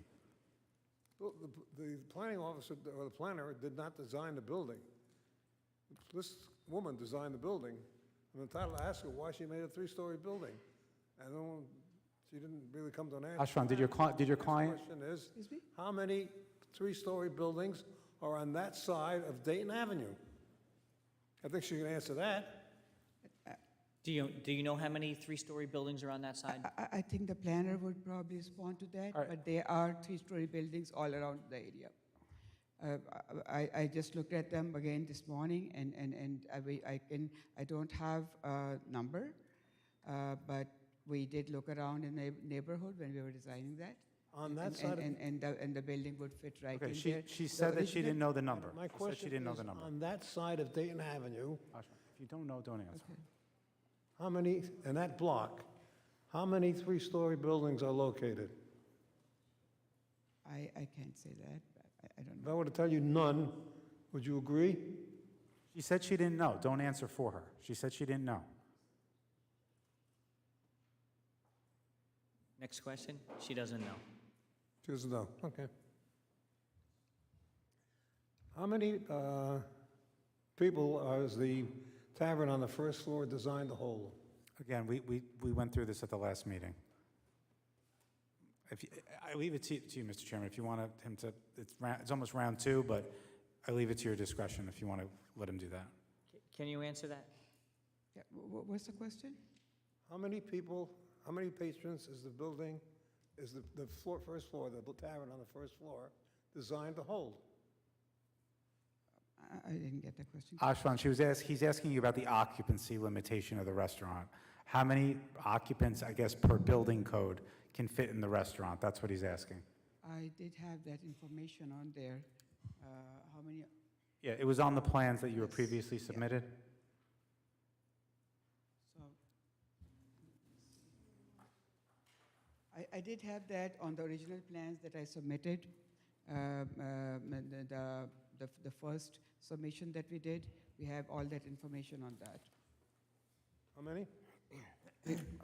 I don't have on these drawings, but they were on the first submission that we did have. I would tell you that 82 seats are planned for the tavern, plus Around another that. dozen or so for the tables in the tavern. Would that be correct? I think around that, that's a correct number. I should have brought the drawings with me. Do you know how many seats Let were? me, Do you know how many seats were contained in the tavern of the building that collapsed? No, yeah, I didn't think that we were going to go back to that. So I don't have that with me right now. Did you hear my last question? Excuse me? Did you hear my last question? No, I didn't. How many seats were contained in the tavern in the first floor bar of the building that collapsed? Ashwan, do you know the answer? No, Okay, so you don't know the answer. You never saw the building? I that wasn't involved in that. Okay, so you don't know, that's it. You see the building that collapsed? No. You're not familiar with what was there before? I'm not familiar with the inside of that building. I've seen photographs of the outside. You know how many parking spaces the building you have designed would require to support it? It's not a requirement. There's no parking I requirement for believe the restaurant. PD1 zone doesn't I know, require but any that doesn't parking. matter, that parking needs are not going to be created. The whole point of the zone is to not have parking to encourage a downtown type feel. That's why there's no parking requirement.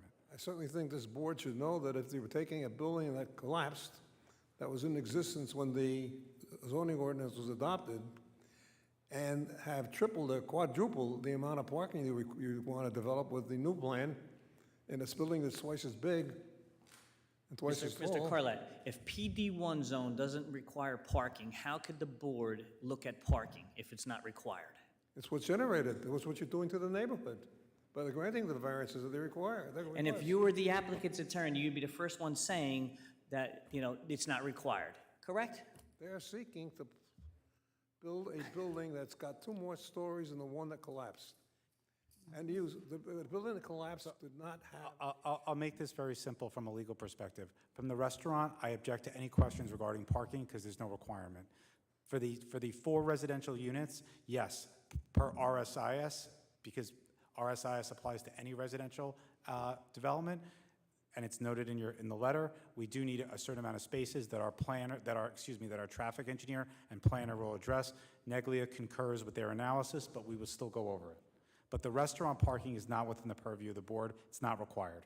The board cannot look at parking in a PD1 zone. We can't say there's not enough parking Why not? if there's no parking requirement.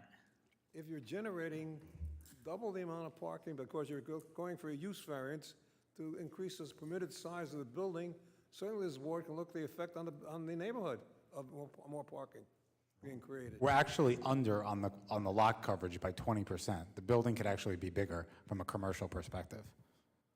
If you're tripling the amount of parking that's being generated by this particular property, by getting use variances and bulk variances, certainly you're entitled to look at that and see what the effect is on It's the your neighborhood. prerogative to bring that up, but I would move forward. Through the chair. Mr. Graviano. The applicant is requesting residential uses on the upper floors, which actually have a lower parking requirement than a permitted use, so. Just So take it's that into basically a lower permitted, a lower use than what's permitted there, correct? Yeah, you could have offices on those floors with, which would, by a square footage allotment, require more parking than those apartments that the applicant's proposing.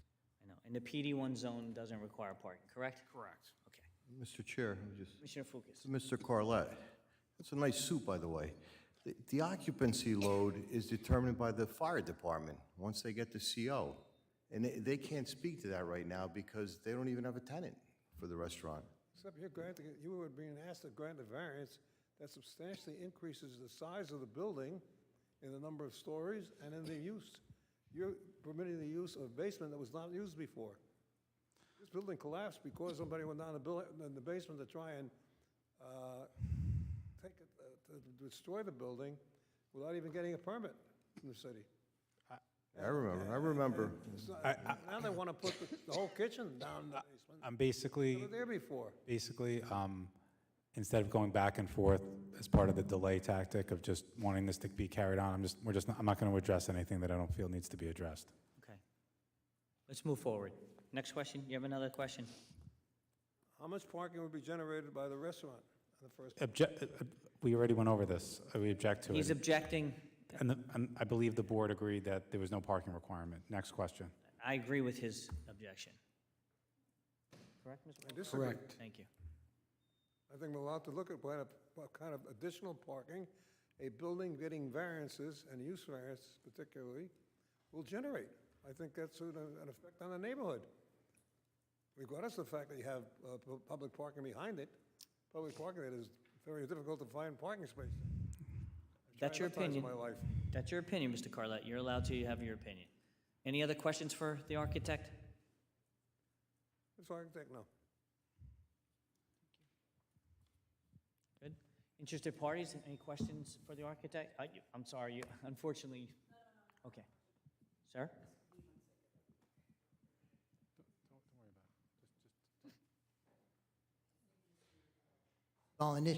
Mr. Tuval initially presented colors. So is this opportunity to speak about colors, or can we get into garbage and other things that were not properly reflected in the minutes? And you can check the minutes.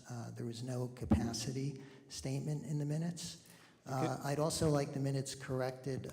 The footprints of the building were not two-family. or there were 2 families, not 4 families, and it said 3 families in the minutes. So the minutes pre-existing facility was 2-family apartment. So the opportunity to speak on color, if I may. Sure. Ms. Brenda.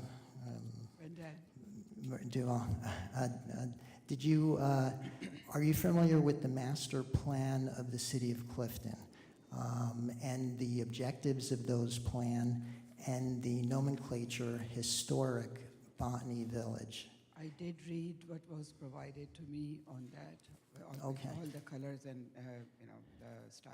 Colors. Are you familiar with policy statement 12 regarding the goals of the master plan? If not, I'd be happy to read that. This was devised by our mayor, our city manager, as reflected in revisions of year 2019. So goal number 12 is to preserve the historic and cultural heritage of the city by determining whether pending development would adversely affect historic or cultural values.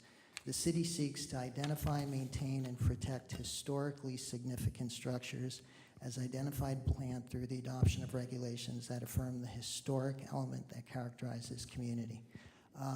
It's an attractive building, maybe for an industrial site, maybe for up-and-coming regentrification of Jersey City or Hoboken, but historic Botany Village, that's the face of Botany Village. Is there a question, or is it just? Yeah, the okay. question is, does this conform to goal number 12, policy state number 12 in the master plan of the city?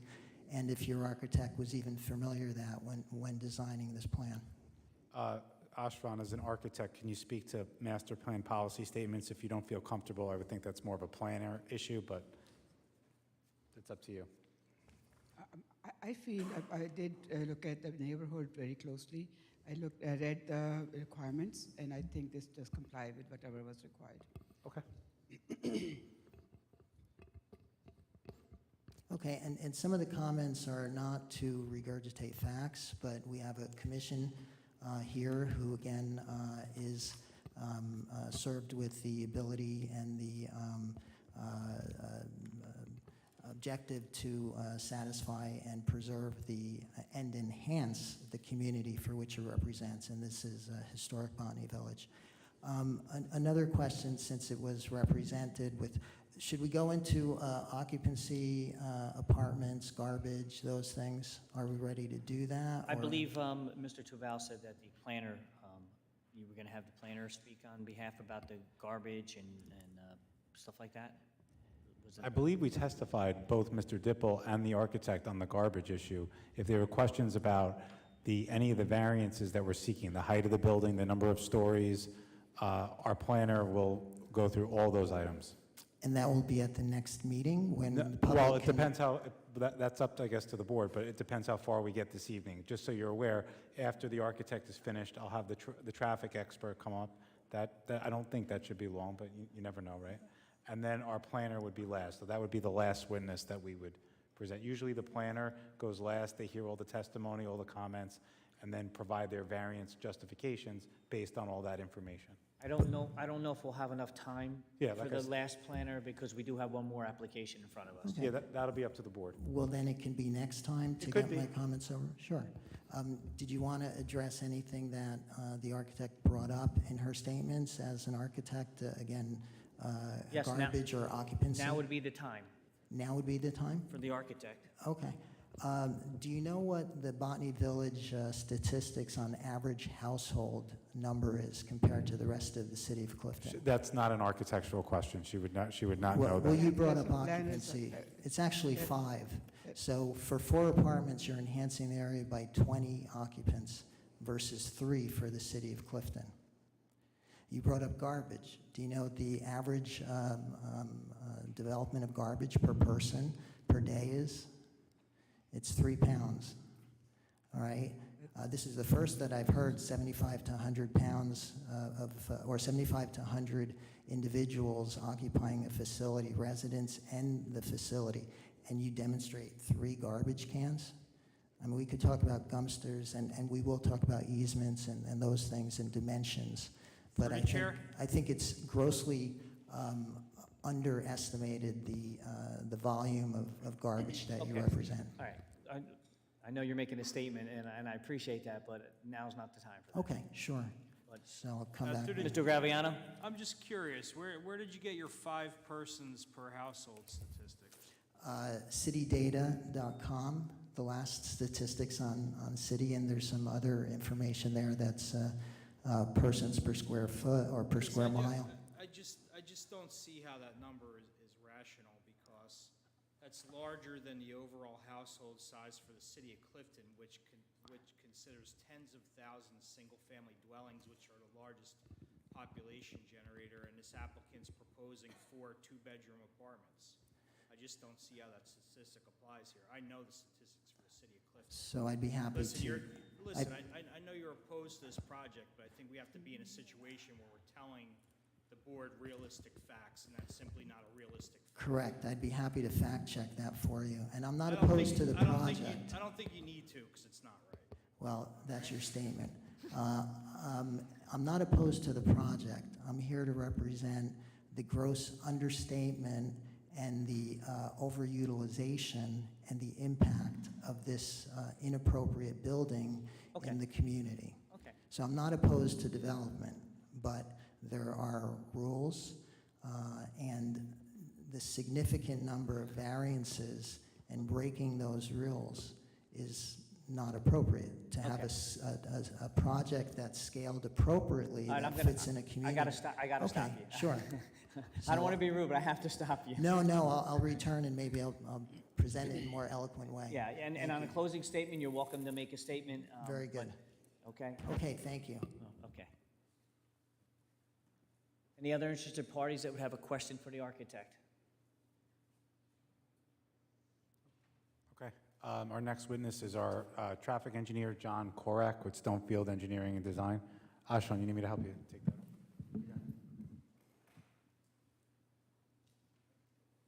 Mr. Chairman, could we possibly get a 5-minute break? I'm sorry? Could we possibly get a 5-minute break? You want to take a 5-minute break? Please. Mr. Carlett, we're almost done with this gentleman. Is his testimony going to be long? I plan on being less than 10 minutes. Can you do 10 minutes, or do you need to? I actually think, and this is just my opinion, doing the planner when the board votes is probably the better thing to do, so the variance testimony is fresh in the board's mind. So if, Mr. Chairman, you wanted just to hear Mr. Korak, we could then adjourn to the next meeting. Yes, I think that would be better. That because way, we the don't have enough planning time. testimony is in everybody's mind when the board's making a decision. That's fine, Okay. okay? So You want to just finish with Mr. Korak? why don't we finish, can you, Is is that it okay? okay, Is or that you want okay? to take a Is that okay, Mr. Korak? 10 minutes? You're okay? Yes. Okay, All right, thank you. please. John, do you want to Okay. over there, or do you want to go by the plan? Okay. I don't believe you were present last time. Is that correct? I didn't testify. I don't have your name down here as a traffic expert. No, you're right, Mr. Pogorelli. He did not. Okay, so please first state your name and address for the record. Sure, it's John Korak, last name spelled C-O-R-A-K, with Stonefield Engineering and Design, 92 Park Avenue, Rutherford, New Jersey. Okay, please raise your right hand and be sworn in. In this matter pending before the Zoning Board of Adjustment in the city of Clifton, do you swear to tell the truth, the whole truth, and nothing but the truth, so help you God? I do. Thank you. John, if you could just give the board the benefit of your qualifications as a traffic engineer, educational background, licenses held, and experience testifying as an expert before similar land use boards. Certainly. I'm a licensed professional engineer in the state of New Jersey.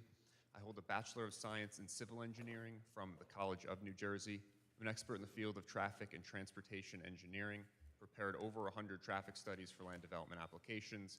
I've appeared as an expert in front of over 60 boards in the state of New Jersey, including the City of Clifton Planning Board.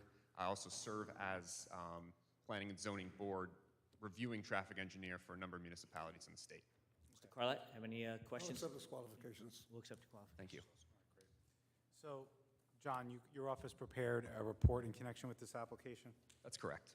All right, why don't you break down that report into 2 categories? Just basic traffic generation and then parking. Certainly. So first thing that we do when we prepare the report, we make a site visit to the subject property, we review mapping, we review the surrounding roadway network, This site located at 254 Dayton, right as Dayton kind of spurs off from Parker. And it's kind of a short nub. Dayton then stops for a few blocks, then continues further, but really the focus of the study is in that vicinity of Parker and of Dayton, both of which are one-way roadways along the site frontage. Dayton has the angled parking along the site frontage, which provides nice parking supply for a lot of the businesses or even residents in the surrounding area. The one-way frontage is extra wide, which means that if someone is double parked or there's loading going on, you can easily bypass. Similarly, on Parker, they have 2 lanes of one-way travel, of which are both wider lanes, and then parking on either side, which still allows for those loading operations, which many of the businesses in the surrounding community utilize the on-street loading because there typically are not dedicated loading zones for buildings in this area of Botany Village.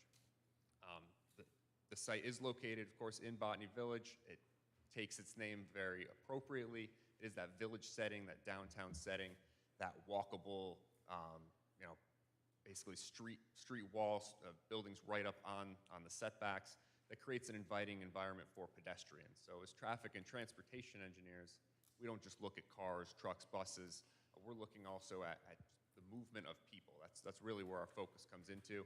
And in this stretch here, you have a very great pedestrian-centric community and design and development that really embodies that downtown and village character.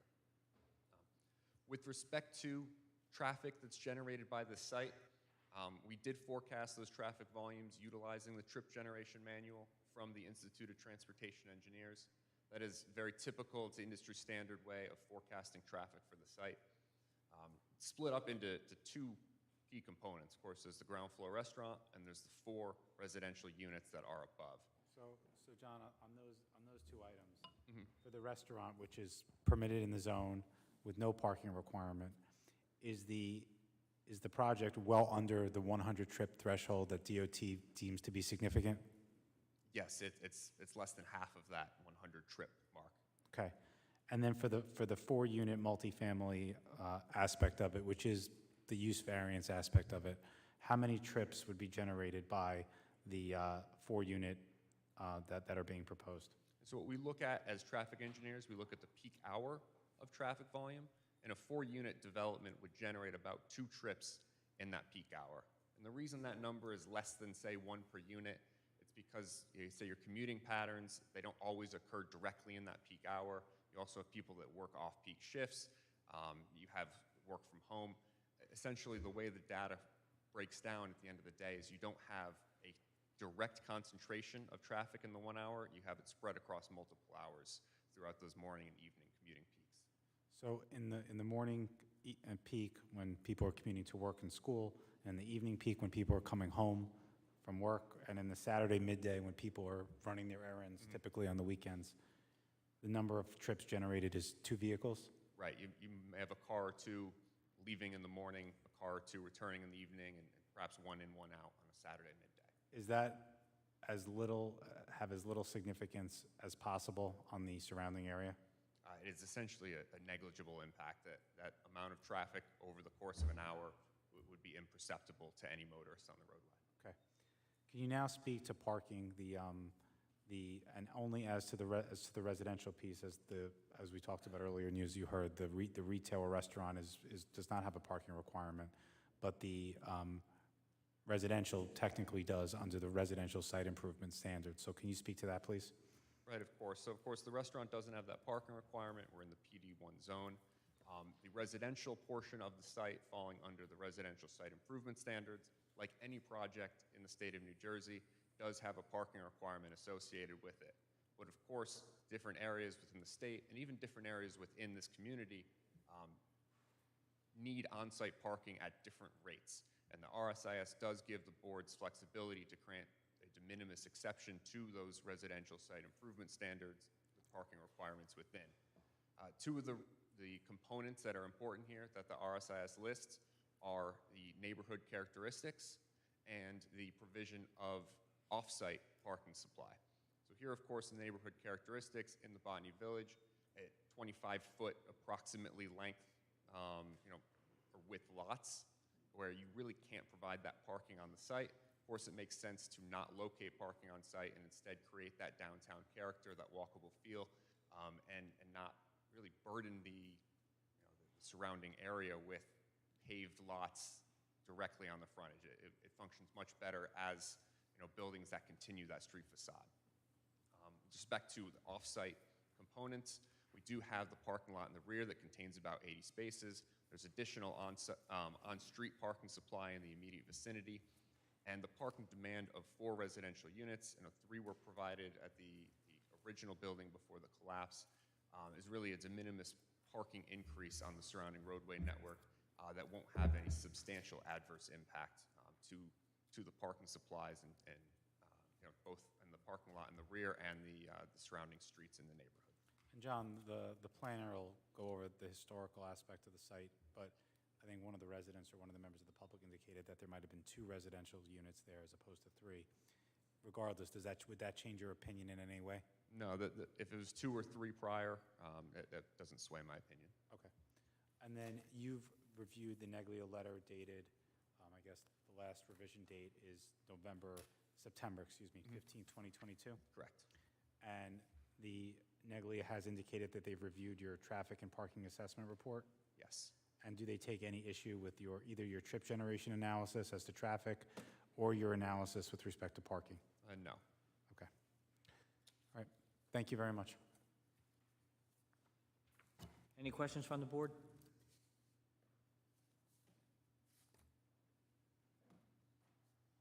Mr. Antodola, any comments? Just one clarification. I think I heard the trip generation for the residential, but not for the ground floor use. The restaurant use, based on our ITE projections, between 30 and 40 peak hour trips in an hour. That's in the context of like a neighborhood bistro and not like a fast food restaurant. The ITE is a little bit selective with the numbers. It's not a fast food restaurant. We do consider it a high turnover sit down. Right, but we're not anticipating a branded fast food restaurant No. here. That's what I want to be clear. No. Because I understand that the No ITE McDonald's, no Taco Bell. Right, it skews towards the more commercial restaurants, and we anticipate this would be like a neighborhood bistro. Correct. And you're confirming what I'm saying, thank you. Yes. So what is peak hours? Peak hours, what we look at is, in the morning, we look at a window between 7 and 9 in the morning. The single highest traffic generating hour within that window. In the evening, we expand that out to from 4 p.m. to 7 p.m., the 1 hour peak between there. And then on Saturdays, we typically look from 11 a.m. to 2 p.m. But on Saturday, if they're going out to dinner and they're going to a restaurant, it's going to be 5 to 8 or 9 o'clock, right? Not It could be later. What the data contemplates is on the weekday morning and the evening, it contemplates during the peak hour of the road, and on the Saturday, it's the peak hour of the use. Okay, because I'm just trying to wrap my head around 30 trips, on peak hour. Peak is 1 hour, right? At least 30 trips coming out of there. Is that what you said, right? Correct? Right, correct. Mr. Chair. Commissioner Fugas. Mr. Intandola, McDonald's, Wendy's couldn't go there because in their ordinance, they would need a minimum of at least 30,000+ square feet to go, unless they came to us for relief, but I can't see even wanting to go there. I don't see that being a scenario in this application. Right. Any other questions from the board?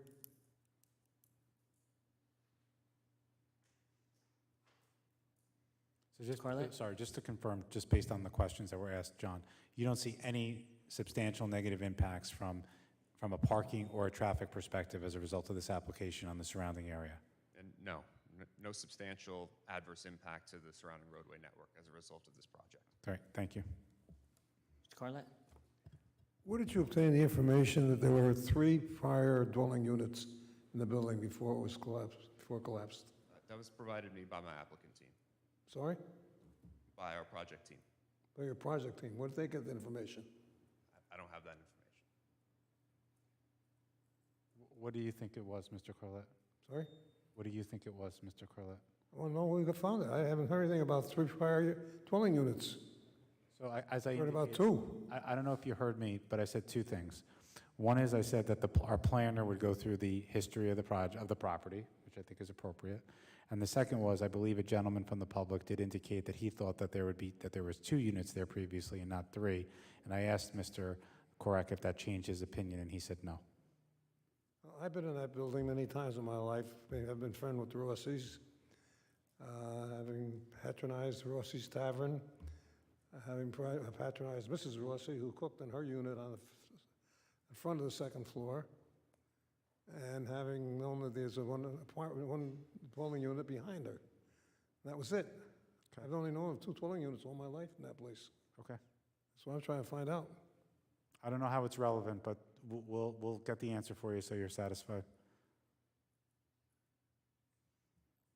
No further questions. Interested parties? Just again, state your name and address, please. Rossi, 11 Wayne Place, Clifton. Thank you, Mr. Carlett, for those reflections. And asking the statistics that you present, are they uniform if this building was presented in the Allwood section of Clifton, in the Montclair Heights section of Clifton, as far as your traffic and parking statistics and analysis? The statistics we utilized are from the Institute of Transportation Engineers. These are industry standard statistics, and we would apply these statistics pretty consistently across different locales for a similar development, yes. Does it matter of the population density of the district that you're dealing with? The population density would seek to lower the trip generation typically due to higher rates of walking, higher rates of transit. But these trip generation numbers that are used, and they're used throughout the industry, typically represent suburban characteristics with limited transit use, essentially driving to and from all of your destinations, limited walking. Whereas here we would expect some of those trips to actually be made by walk. So John, based on the question, would you characterize then your analysis as conservative? I would.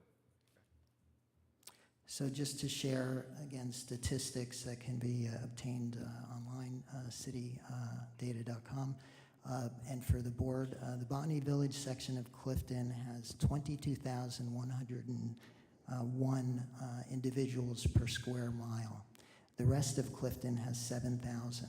That's a 34% increase. I gotta stop you. Okay. Right now it's time to ask questions on this testimony.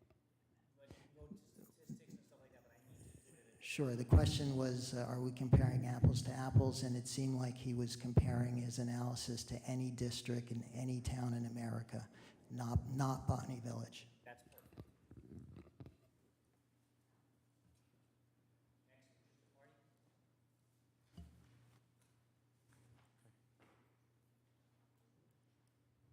So you want to pick the next date?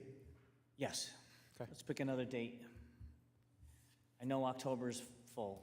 We should go to November or November 2nd? All right, hold on, let me, Matt. You good? You there? Matt, you good for November 2nd? Double check. Okay, because we're just going to do planning testimony and hopefully. Planning testimony and then closing statements. Yep, of course. Hold on, so let me check my schedule. I'm good. Mr. Carlett, are you okay for November 2nd?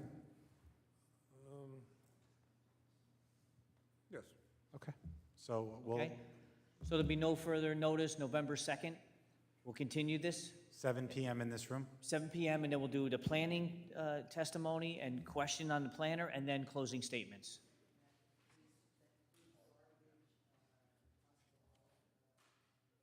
You can bring up all that in your closing statement, but the planner hopefully will go over, Mr. Tuval, the planner will go over some. All the justifications for the variance relief that we're seeking, master plan policies that we believe are relevant to the case, and things of that nature.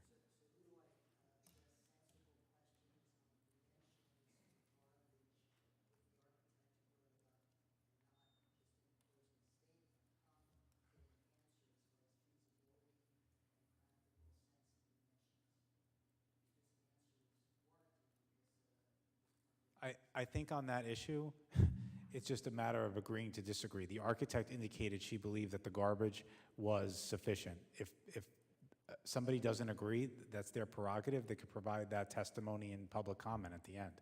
Okay, so then what I would allow the interested party then on a closing statement, unfortunately, on a closing statement, you can say, they did not answer this, this, and this, and this, and I feel that there's going to be more garbage than what they said, and, you can go into your details on why you think there'd be more garbage. Yeah, that's She's saying that it's enough, you're saying it's not. Yeah, if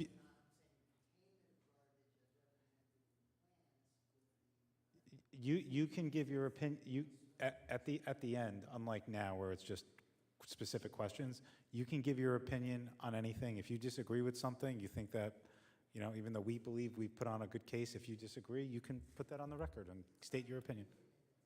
Oh, okay. Okay, there you go. Right, and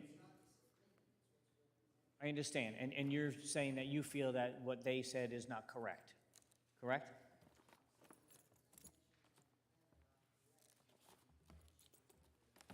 So, Okay, and that's okay, that's your opinion, and I would just say that it's not correct, this is how I feel on a closing statement. You're not gonna get the architect to come back up again. She's not gonna come back up.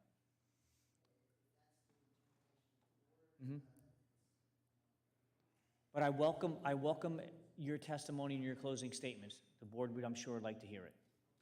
all right, so just to be clear, It all depends on, I'm usually pretty fair. I let you go on closing statement, I let you talk. But if there are a lot of interested parties, then I have to cut the time down. But if there's not, and there's a few, I'm pretty fair. I let people go on.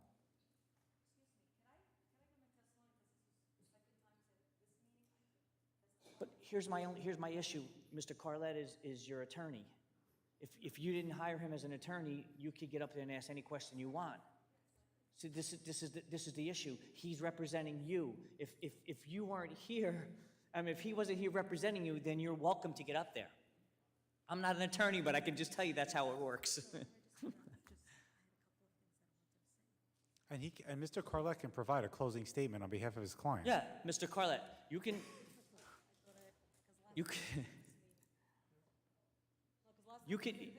Okay, so, and he's welcome to do a closing statement also. I'll have her understand at the next meeting. Okay?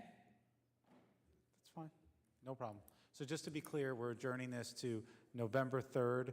November 2nd. Excuse me, November 2nd, 2022, 7 PM in this room, and there'll be no further notice. That's correct, no Okay. further notice. November 2nd, 2022. You can give it to Mr. Carlett to speak, please. Okay? All right, the board will take a 5-minute recess.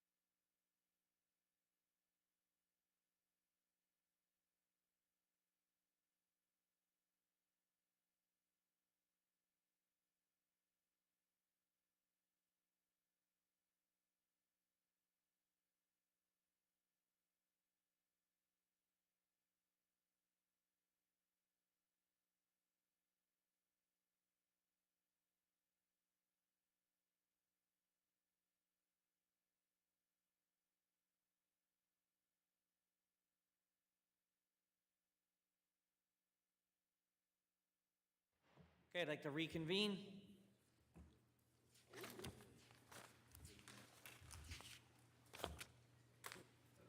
Okay, under new hearings, MJG-Mar Realty LLC, 42 Lakeview Ave. Please come forward. Any interested parties to this application, please come forward. Rhonda, if we can have them sign in.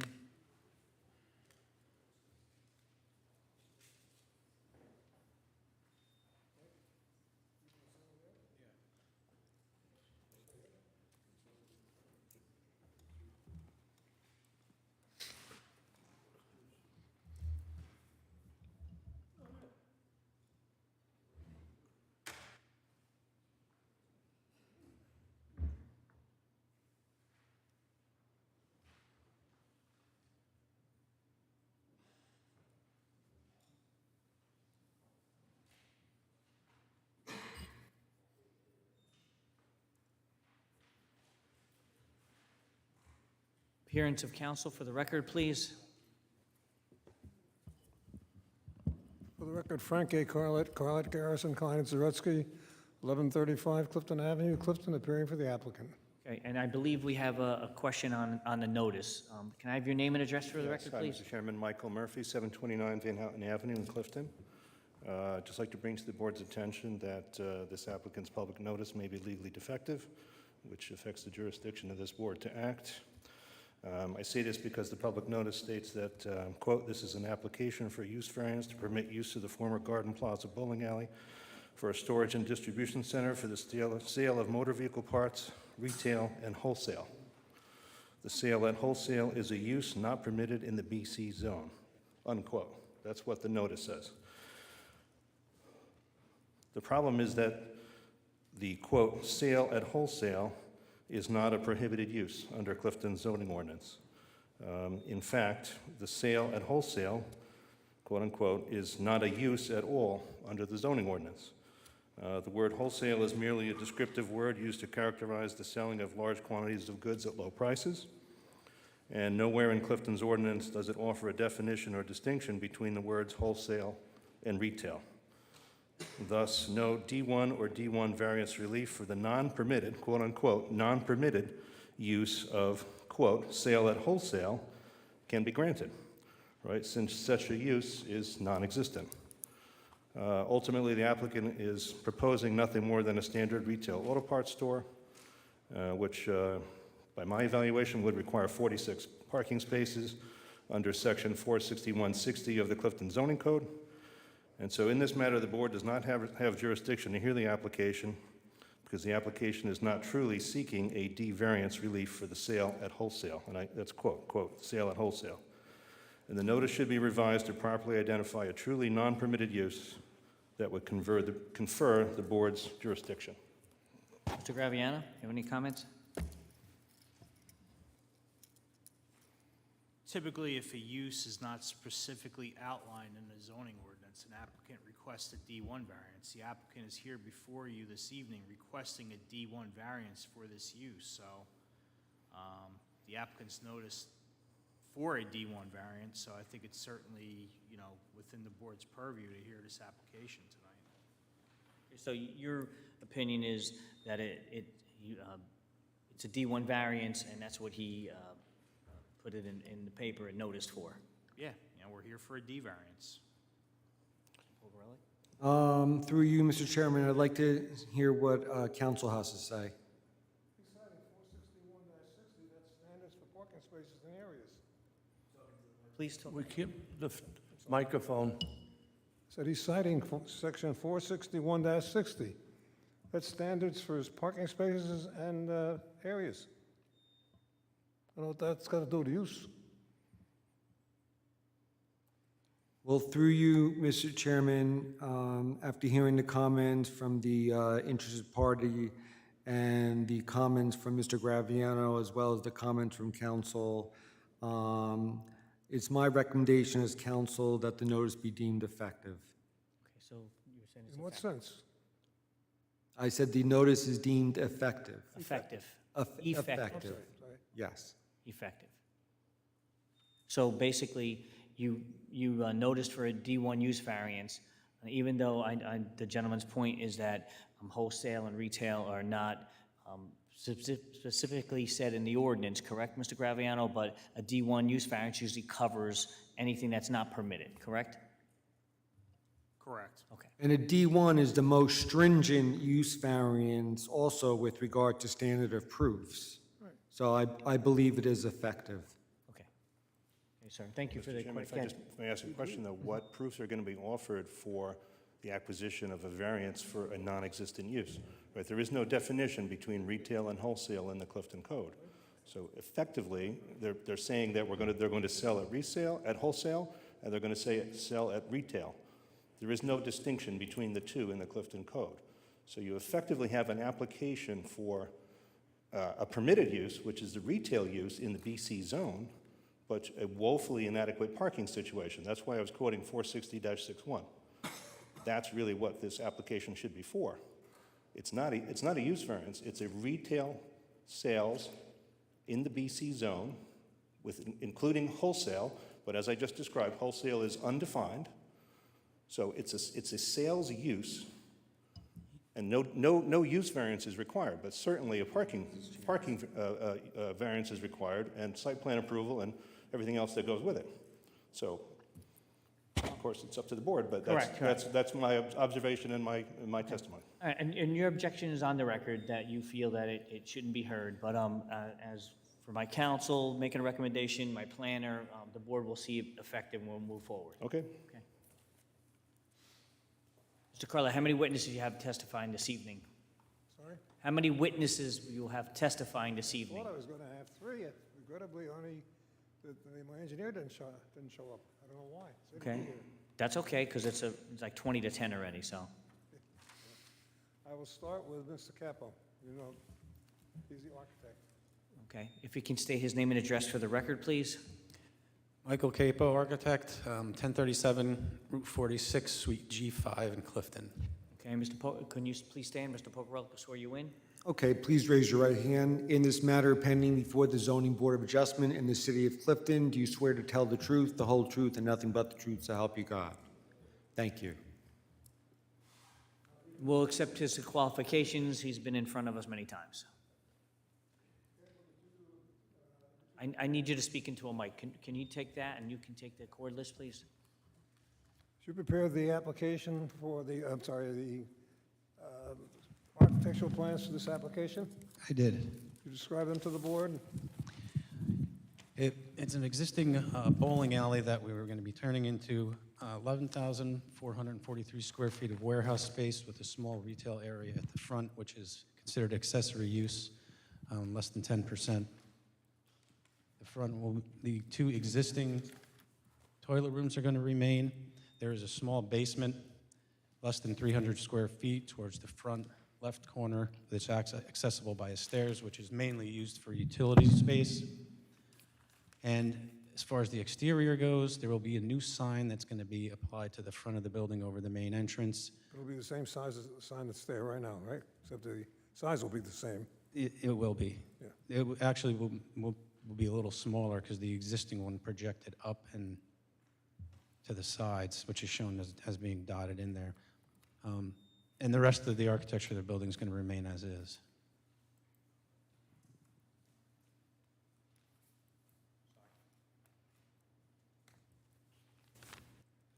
There'll be no changes to the exterior of the building except something, a little bit of planting and all placed around the building. Correct? Yeah, The architect, the engineer did that. Exactly. That's been submitted. And presently, there is no parking for the bowling alley. That's the 6 spaces that are there in existence, correct? Yes, there's 6 spaces existing. And the present, or when the bowling alley is operating, people would be dropped off in front and let out. Anybody who's driving, drive by a parking space on the street in that area on Lakeview Avenue, correct? I believe so. I think that's more of a question for the engineer. Sorry? Is that more of a question for the engineer? I'm not sure really how it functioned before. The only new feature you're adding is a new loading area in the back, correct? Left rear. Yeah, it's an existing overhead door, so that it's going to serve as a new loading area. What it was before, I'm not really sure. Maybe they did take deliveries in there. I will be adding a new exit door, though, off to the right, left.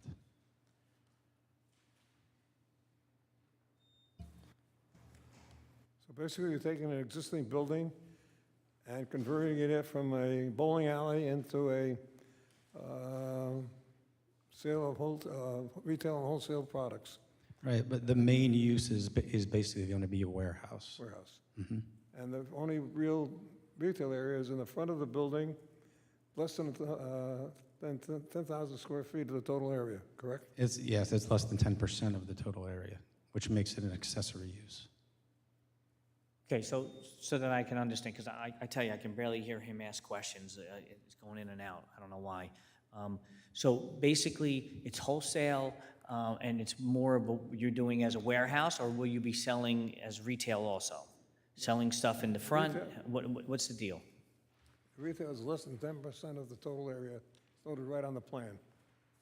And therefore, it's an accessory use of the zoning ordinance. And then I gotta be honest, I'm looking through my plans, and I have the site plan and final plan, but I do not have the architect's plans. I just have site plan and final. I have a Do you have small another one. copy that I can look at? Can you take a small one? That's all I have. That, I got the report from Negley, I have the report from Mr. Graviano. Thank you.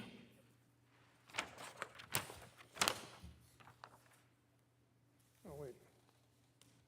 I have a full-size one for you. I'll take that up. Mrs. Aquino, I have a full-size one for you. I found the next one in the file. Thank you.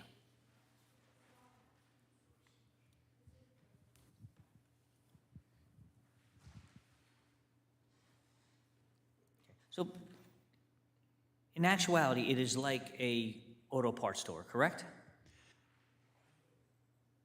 In actuality, but the customers aren't going to be able to go into the back and walk around. Okay, no, They're they just gonna go to the counter, and then Yeah. the employees Yes. go and they get the material, but it's like, Yes. I'm trying to get an idea, it's like an AutoZone, like one of those type that, Exactly. you don't walk and get the material, but the employee does, Yep. right? Through you, Chairman. Vice Chairman Scorziello. The testimony, I really couldn't hear either, but we're talking about this is a retail store then, correct? Yes, in the front mainly, it's going to be retail. The whole back is going to be used to store the auto parts and as a warehouse. Front is retail? Yes. Okay. Any other questions from the board? Mr. Chairman, Commissioner Molnar. what is the parking requirement for retail space of this building? For retail would be where is it? I have a parking calculation on an old plan that I did, but our civil engineer redid calculations, and I'd like to refer to his drawing if I could. Yeah, because we don't have that drawing at all when you're showing. You don't have the architectural drawing? No, I'm telling you, I don't think anybody got, no, we just have a site plan here. I do see on the, here, pass this down, there's an architect's plans.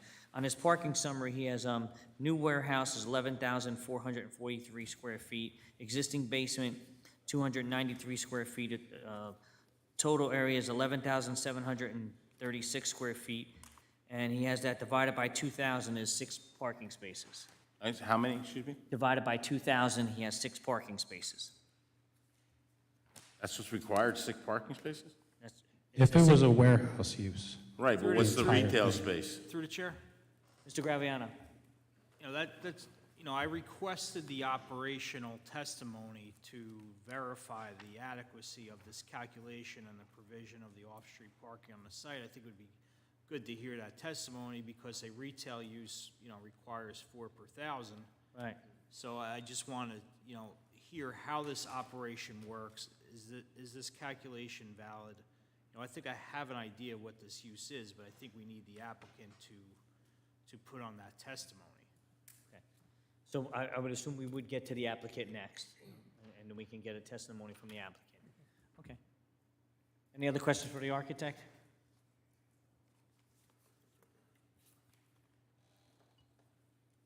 Interested parties? Again, it would be on his testimony on the architect for now, Sure. and then you Yep, can make. got it. Okay. I'm sorry, sir, you know, it's such an echo. I didn't get your name? Sorry, Mike. Mike? Yeah, Mike Capo.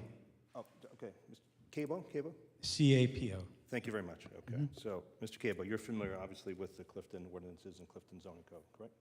Yes. Okay. So if, hypothetically, I want to bring a shoe store into town, and it's an 11,000 square foot shoe store, and I have a retail counter at the front, right? So I'm keeping all my shoes in the back, and I'm selling my shoes up front, and I'm saying, well, I only have a small counter up front, and that's my I'm retail sorry. section. Sir, I'm sorry, one thing, I forgot to, we have to swear you in.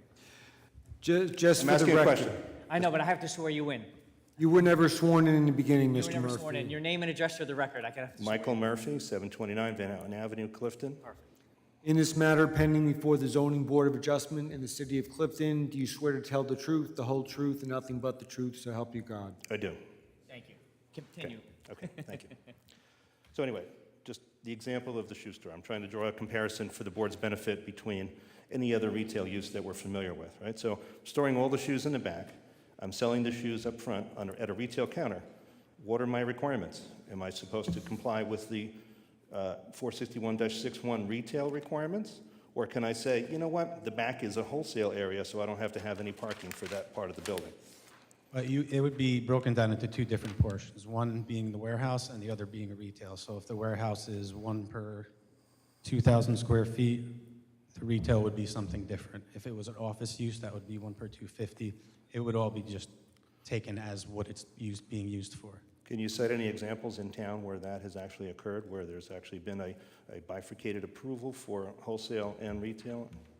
A Fill Stop, it was a grocery store that we did years ago. That was mercantile, and it was also classified as an assembly use.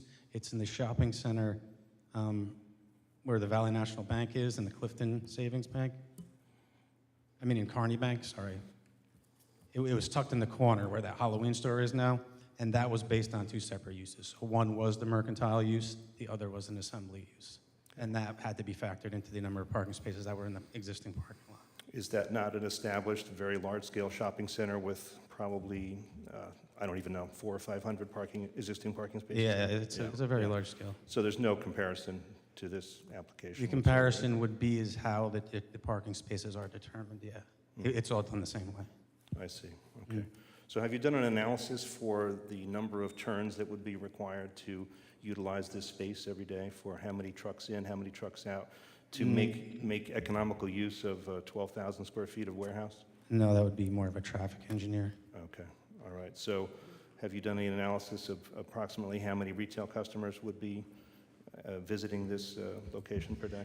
No, I would just base it on an occupant load per square foot. And the occupant load would be based on the retail space or the It would be entirety of on the both. building? It would be determined basally the same as the parking. Okay, It's so there- different because that's taken from the International Building Code, and now it's more done more when I start to approach construction documents. Okay, so there's no physical differentiation between the retail and the wholesale space inside, right? Other than a counter and the shelves and so forth are open to the space inside, correct? Yes. Okay, so then it would be a place of assembly then, right? Because you have 12,000 square feet and occupancy would require. I didn't hear what you said. I said, so then you'd be submitting for a building permit under the rules of place of assembly, correct? No. The assembly use is generated by the building code. So that's where people are gathering, and they give you a description of what the uses are. Warehouse is strictly for the storage of goods. So it wouldn't even be classified as a warehouse when we go into construction drawings. It would be like an F1 use, maybe an S2 use, depending upon what was being stored there. Right, but the distinction is that there's no separation between the 12,000 square feet of space that's open in the back and the retail in the No. front. So if there were a fire in the warehouse area and there were 20 patrons at the front counter, for example, they could easily disperse throughout the warehouse, and then you would have a problem. So would it Well- not then, I mean, without a separation, without a physical separation of the space between retail and wholesale, how do you then conform with the fire requirements and the place of assembly requirements? There is a chart in the International Building Code that states the fire separation requirements between different use groups. This would be, say, an F1 to an M use, but since it's an accessory use, it doesn't have to be classified as a different use group because it's less than 10% of the area, so the entire thing is going to be a warehouse. It won't be required to have a separation. Well, is it not true that you're claiming it as an accessory use under the zoning code as opposed to the No. building code? Accessory is under building code. So if there's no wall between the retail and the wholesale, what is to preclude your client from at any time expanding the retail into any size retail he wants inside? Just move the counter back. Well, you would need to get building permits, and then if it would come an issue Not to for move the zoning. counter back, you wouldn't. Yeah, if you're doing it's not a electrical work. It's not a construction item, right? You're just Sure. moving the counter back. No, you would have to, because if you were addressing egress paths or electrical work or anything like that, you would technically need a permit for that. Okay. So let's go to the loading, please. The loading on the site plan shows an existing or a new loading dock, right, for this warehouse. And if I'm reading it correctly, my plans are very small, but if I'm reading it correctly, the loading area completely encumbers the proposed parking area, right, which includes, looks like five parking spaces, and then one parking space which seems to be protruding out onto the sidewalk, and then an area for AC units, right?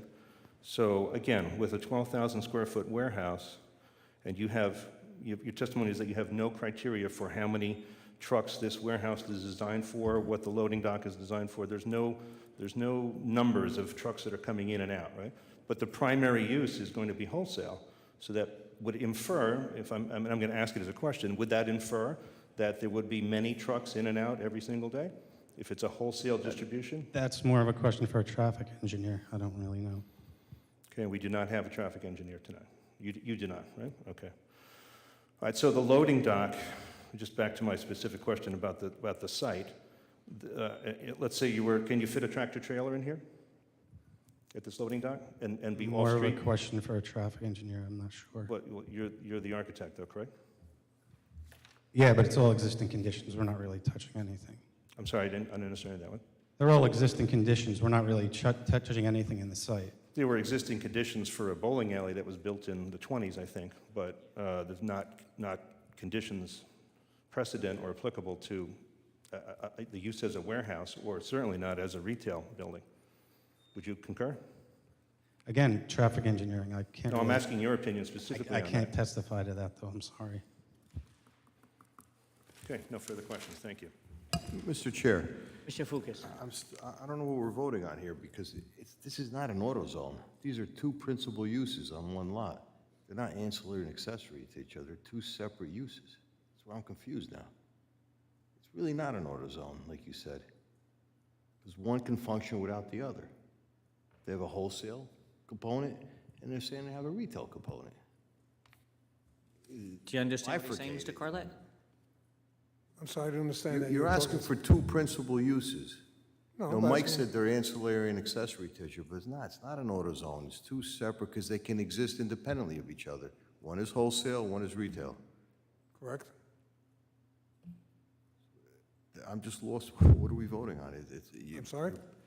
You're bifurcating the application because are you here for a retail or are you for a warehouse? You're here for both. Here for both.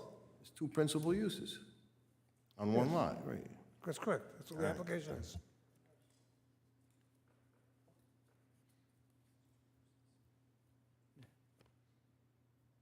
Mr. Graviano, you have any comments on that? It's one business under one roof. I think the D1 use variance is, for the warehouse and distribution, which isn't specifically permitted in the BC zone. So that's the way I analyzed it. Okay, Mr. Carlett. No other questions for the architect? Okay, next. I have no further questions of the architect. I have no further questions of the architect. Okay, we're done. Gentlemen, who's going to testify? Can we get your name and address for the record? Emmanuel, Emanuel Marcus, Marquess, 120 Forest Way, Essex Fells, New Jersey. You can please stand. Mr. Pokrelic, swear you in. In this matter pending before the Zoning Board of Adjustment in the city of Clifton, do you swear to tell the truth, the whole truth, and nothing but the truth, so help you God? I do. Thank you. Marcus, what is your relationship to the applicant? Mr. Bartlett, we can't hear you. You got to speak into the mic. I can barely hear you. What is your relationship to the applicant? I'm the owner. And can you describe to the board how you will operate the business that you propose to undertake in the old bowling alley? So, to give some details about the business on the wholesale and retail. So I have multiple locations already in North Jersey. They all operate kind of what I'm trying to apply for there. I do retail, but very limited. We are similar to AutoZone, but different. We don't advertise for retail. We don't sell accessories. We sell hard parts. Our main business is wholesale, meaning wholesale, not pickup. So wholesale, not picking parts up there. We're bringing the parts to mechanic shops, dealerships, fleets. So we warehouse the parts, they call in, and we would deliver them out of that location. We wouldn't receive any tractor trailers or deliveries from manufacturers to that location. I have a distribution hub in Plainfield, New Jersey. So everything goes there, tractor trailers deliver there, and then whatever each store, so this Clifton store, whatever they sell today, it would be replenished the next day by a small box truck before the business even opens, so before anyone's even there. We open to the public to get, obviously walk-in, but that's not our core business. Our core business is delivering to local repair shops, construction companies for their fleets. So most of the buildings actually used for not storage, but holding inventory, the massive amount of inventory that we need. And then we also use it to supply our other locations. We shuttle from one location to the other. If the board is interested in getting information on where my other locations are so they understand how the business works, they're all very similar to what's proposed here. Very little retail, very little parking. We don't really have people coming into the store to buy, but we like to be open in case they are interested to pick something up. So if someone's not going to come to this business to buy a car wash or an air freshener, it would be more if they need an alternator, like a do-it-yourself, which really there isn't much of that, but we'd like to have that available if you know. Do you supply auto body, fenders, stuff like that? Is that what you're trying to talk about, or No auto body, just mechanical hard parts, engine parts, brakes, undercar. So we would sell Meinekes, Mavis tires, your gas stations with repair shops. We do a lot with used car dealerships, new car dealerships. If they don't have the parts, they'll get it from us. We do a lot of fleets, all types of different companies, plumbing supply, things like that. And how many days a week are you open and your hours are operating? We're open 6 days a week, Monday through Fridays, 8 to 6, and Saturday, 8 to 4:30. And Sunday you're closed? Yes. That location also has very little employees. So when a repair shop or a fleet calls up for parts, they call a call center. So our call center is actually in Kearney, New Jersey. And then we have a bunch of sales reps that work from home. So really in that location, it's like a satellite location. You have a manager, a warehouse person that just receives the order. So when he comes in the morning, he would have the replenishment order. He puts that away and keeps it neat. And a few drivers that they come in and out. And that store would probably run with 4 drivers. So maybe a total of 6 employees, Yeah, basically, you're 6 saying? employees. And you have, you said what, 4 already? 4 of these stores already, satellite? I have 7 locations. 7. I have Kearney, New Jersey, Newark in the Ironbound, Jersey City, West Orange, Patterson, Roselle Park, and Plainfield. And this would be the 8th. And Plainfield is your main, So Plainfield is the only one that's different. It's a big 55,000 square foot warehouse. So that, you know, when tractor trailers deliver big, huge deliveries, they go there. They wouldn't go to a Clifton. Clifton would get 1 truck. They wouldn't have like the there's no space for that there anyway. Like we wouldn't be getting the big deliveries there. thank you. Questions from the board? Through you, Chairman. Vice Chairman Scorziello.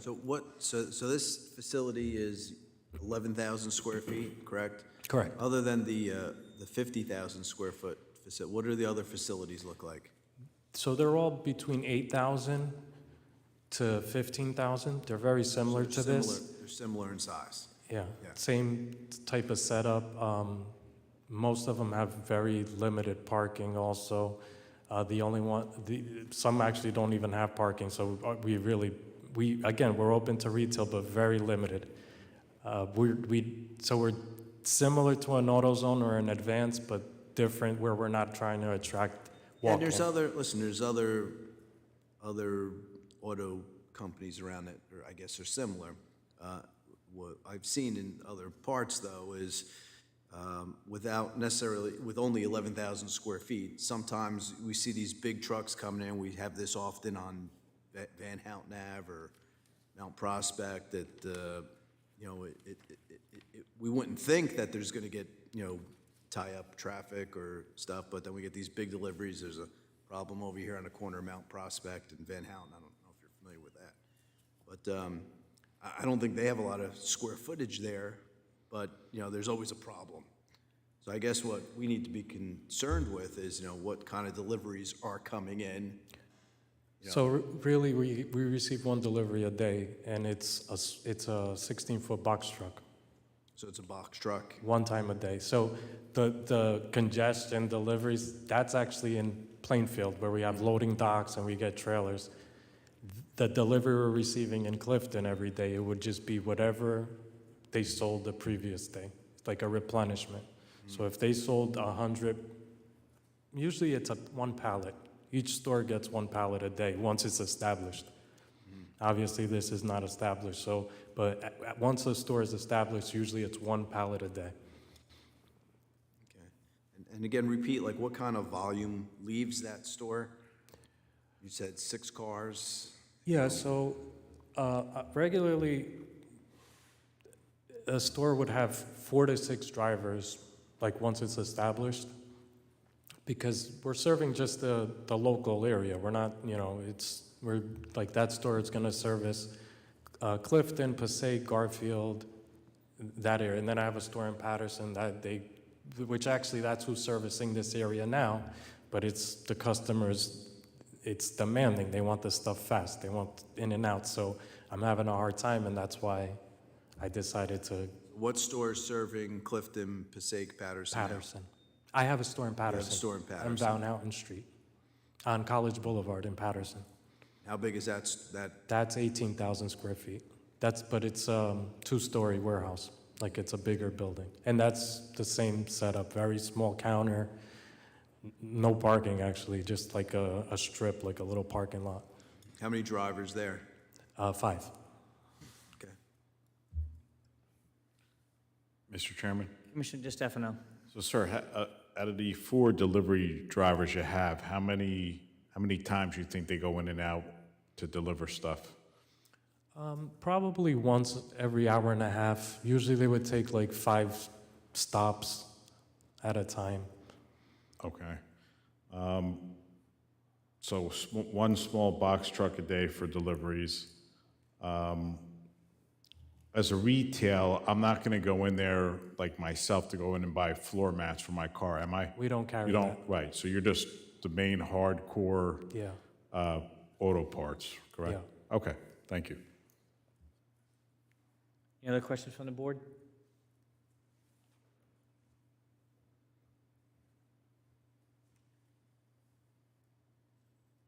Sir? Have any questions?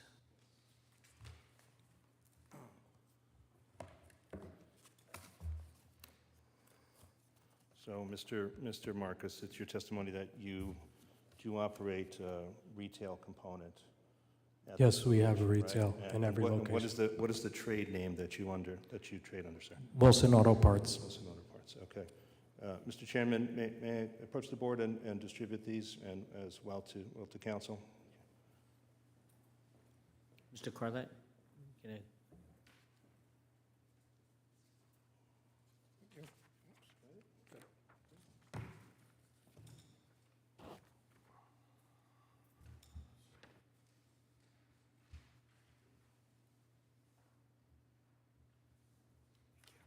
Okay. Okay, through you, Mr. Chairman, we'll mark it as 01. 01.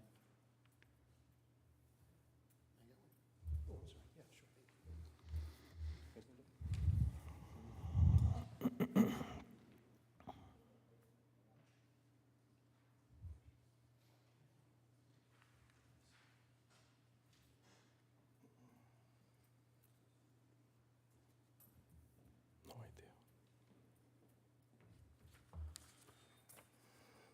So, Mr. Marcus, is this a printout from your Facebook page? I guess it This- is. Oh, I wow. I don't control this Facebook, so. Oh, one. Yeah, it looks like it is. You don't control this Facebook I page? don't. Oh, interesting. No, I don't. So I would invite the board, if it's possible, to go on Facebook and take a look at what you see for this page. I mean, it's self-explanatory. I don't want to offer testimony here, but it's written very clearly, right? It's Wilson Auto Parts, automotive parts store. It has a listing of the locations that Mr. Marcus just testified he has. And number 8 says Clifton, soon. And when you go onto this Facebook page, you see all the variety of retail space that's in place for Wilson Auto Parts at the various locations. Some have larger retail, some have less, just as Mr. Marcus said. But it is definitely, very clearly, a standard automotive parts store.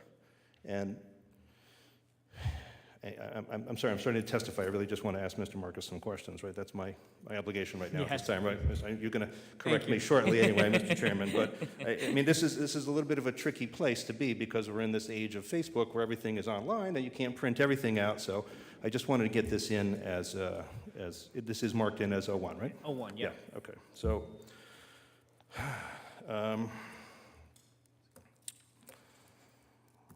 okay, so Mr. Marcus, you said that you're similar to AutoZone, but you don't sell any accessories.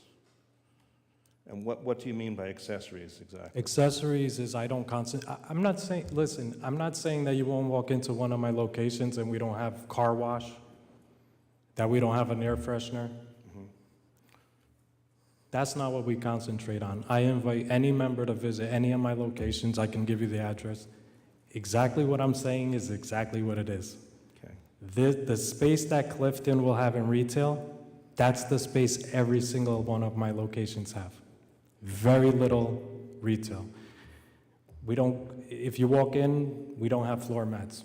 We don't stock air fresheners. We don't stock accessories. You're not gonna find a phone charger for the car, paints if you have a scratch. We concentrate on hard parts, undercar, wholesale, wholesale. I don't mean it's repair shops, dealerships, auto sales. That's what we concentrate on. But we're open to the public if they want to. So I don't want to talk about AutoZone in advance. They actually, they deal with us. If they don't have something, they'll pick it up from us. And well, we really don't buy much from them, but yeah, we have. If we need something for a customer, we'll get it from them. All right, so But it's a different type of, it's the same business, but it's different type of business. Like, you walk around, you go to a Home Depot, you walk around and you choose what you want. My business, you wouldn't do that. You come in knowing what you want. You want an alternator for a Honda. There's nothing to pick off a shelf. but the only distinction between Home Depot and your warehouse setup is that It's not the same. I can walk around all of Home Depot and pick out a fitting, pick out a piece of lumber.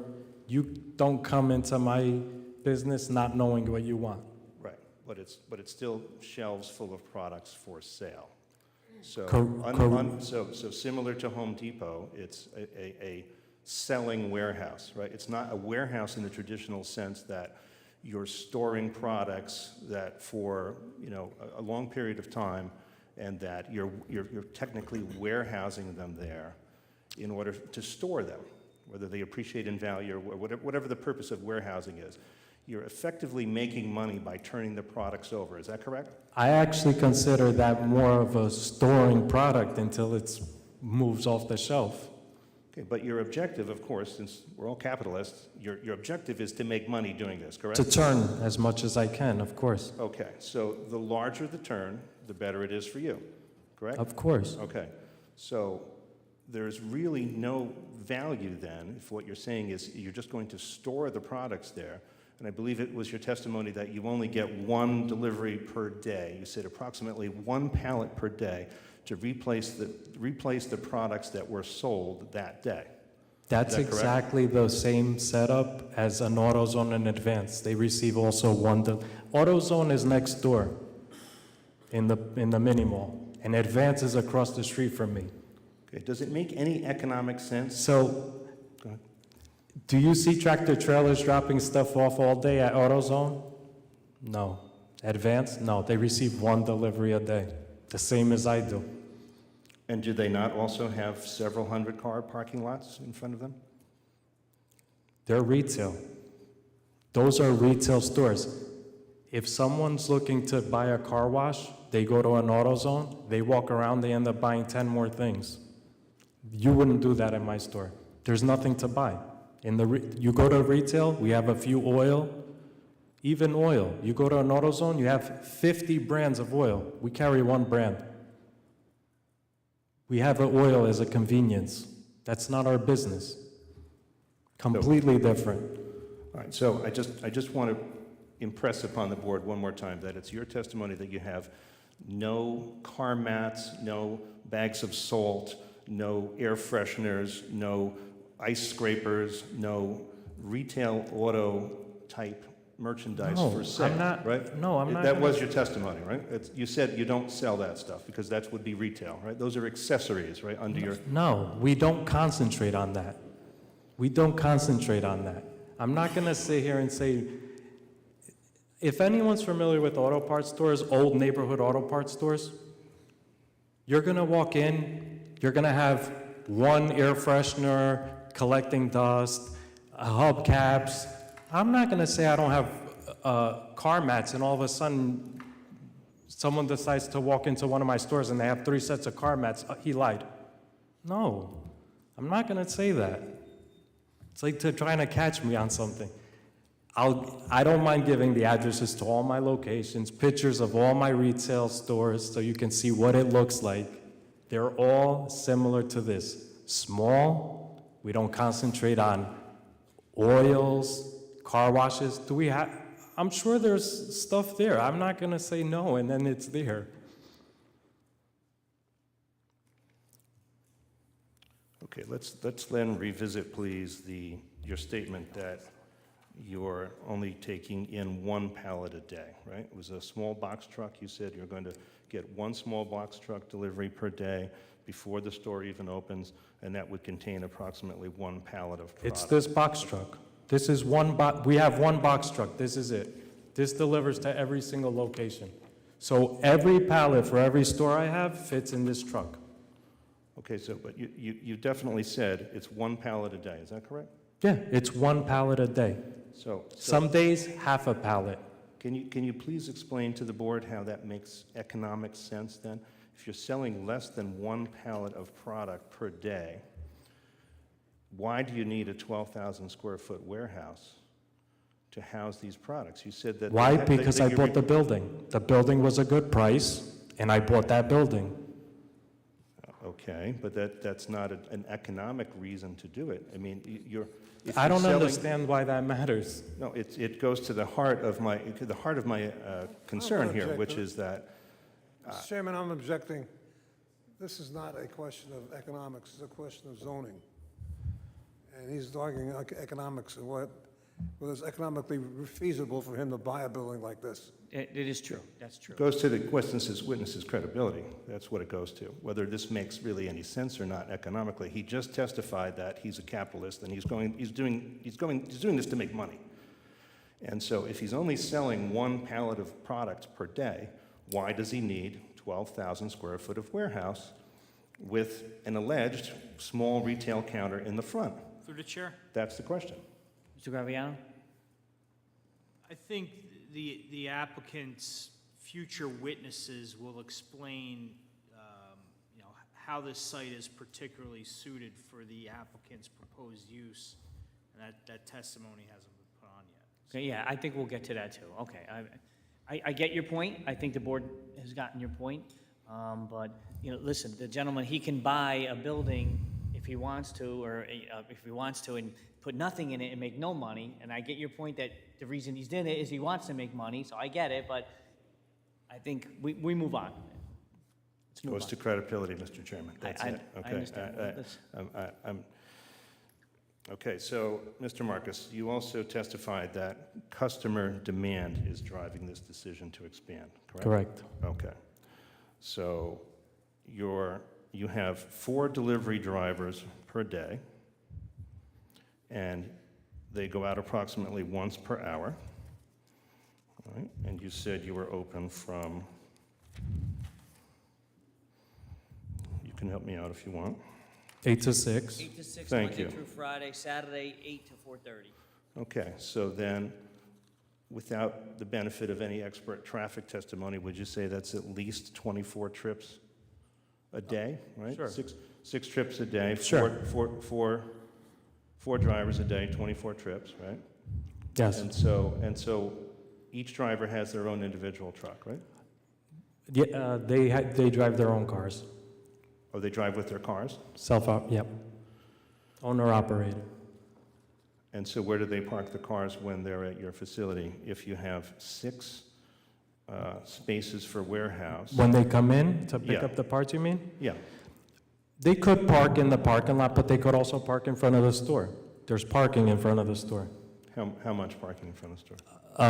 Yeah, it's not broken up into spaces. Like, I don't think, I'm not sure if it's broken up into spaces, if the street is marked, but the size of the building is, you can park in the front of the building. Okay, so you testified that AutoZone and Advance Auto are right next door to you, right? They're Yes, directly- they are. Very close. So it would be very convenient to use their parking lots, right? For me to use their parking lot? Your drivers, your customers, whoever could use those parking lots, correct? Why would, I don't know if they can, no, why would they use it? They don't need to use it. Well, if you have 6 spaces available on your site, and they're all being used for either delivery cars or warehouse employees, you testified that there were 4 employees working in the warehouse and 6 drivers. Okay, Right? Is that correct? there's street parking. I understand that, Okay, sir. so a delivery truck pulls up. They go inside, they pick up a box with their deliveries, they walk back outside, so the car's parked out front of in front of my building, right? Get it, put it in the car, go deliver the parts, come back in about an hour, park in front of the store again, go inside, pick up another box. This is kind of like pizza delivery, food delivery. It's the same set, except these are parts. Okay.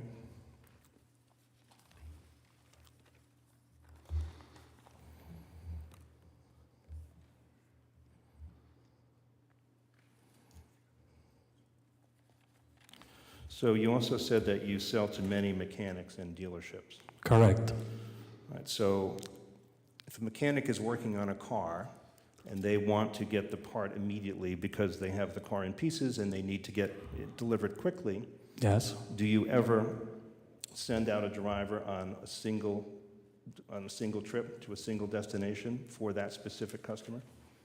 Or is it always 5 or 6? Usually it's 5 or 6. So you would make the customer wait then if they're at the end of the line for 6 trips or 6 deliveries, you would make them wait. If there's deliveries, if there's 1 delivery, the driver's going to leave with 1. If there's 10, he's going to leave with 10. Okay, so it's irrelevant to the customer demand, right, that you said is driving this application, right? The customer demand is what's driving you to do this to... I'm not really sure. Okay, so if I have 10 orders, you're asking me if a customer needs the part right away, am I going to leave the 9 orders and take 1 order? I'm not understanding. I'm trying to determine what you mean by customer demand. What is driving customer demand? So then why is it not possible to distribute these parts, deliver these parts from the existing Patterson store? Was your testimony that you're doing this because Patterson is maxed out? Not maxed out, but by the time if we're in Patterson, we have 10 deliveries. He's driving through Patterson delivering and he ends up in Passaic or Clifton or Garfield. So this is how I've grown my business. As I grow out, I open a store. Carney used to service Jersey City. I grew out, I opened a place in Jersey City. Please understand, I'm not objecting to you expanding your business. I wish you all the best. Thank you. I wish you great profits in this business. I have a problem, though, with the location and the shoehorning of a large warehouse into an 11,000 square foot building with 6 parking spaces, which is effectively an auto parts store. And it's a semi-statement, Mr. Chairman, so I get it. So it's very late. I'm sure we all want to go home soon, so I'm going to wrap it up here. And I would just ask the board in the interim between this hearing and the next hearing to go on Facebook and have a look at the photos that are posted there of the inside of the various stores and make your own determination as to whether or not this is a significant retail component. Thank you. Mr. Chairman? Mr. DiStefano. Real quick, sir. The building, you've done a lot of work to it. It looks nice than what was there before. You painted the outside. It looks good.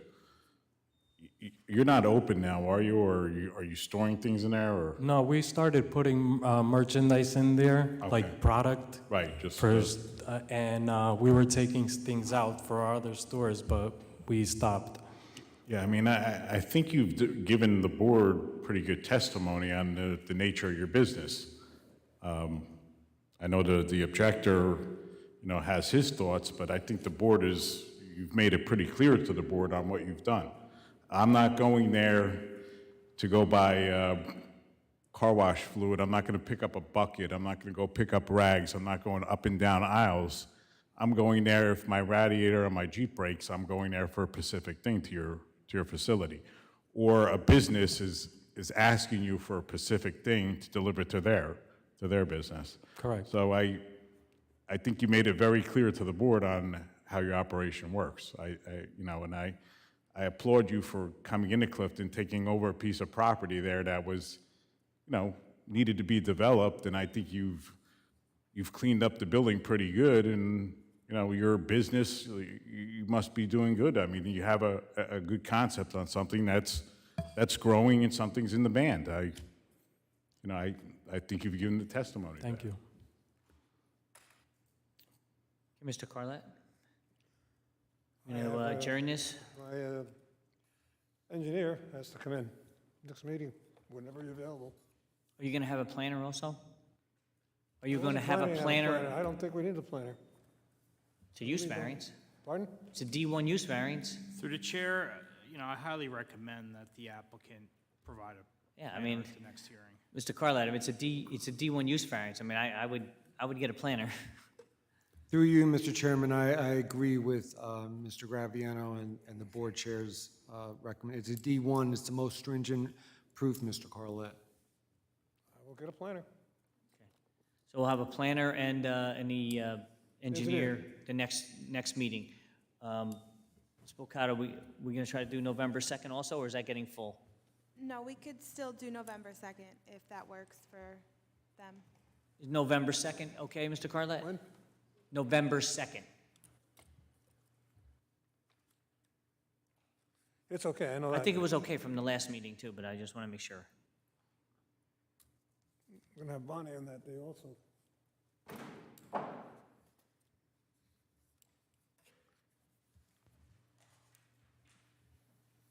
Okay? November 2nd? Mr. Murphy, November 2nd is the next time we hear this, okay? Okay, so there'll be no further notice. November 2nd, we'll continue this application. Okay, gentlemen, have a good evening. The board will move on to resolutions.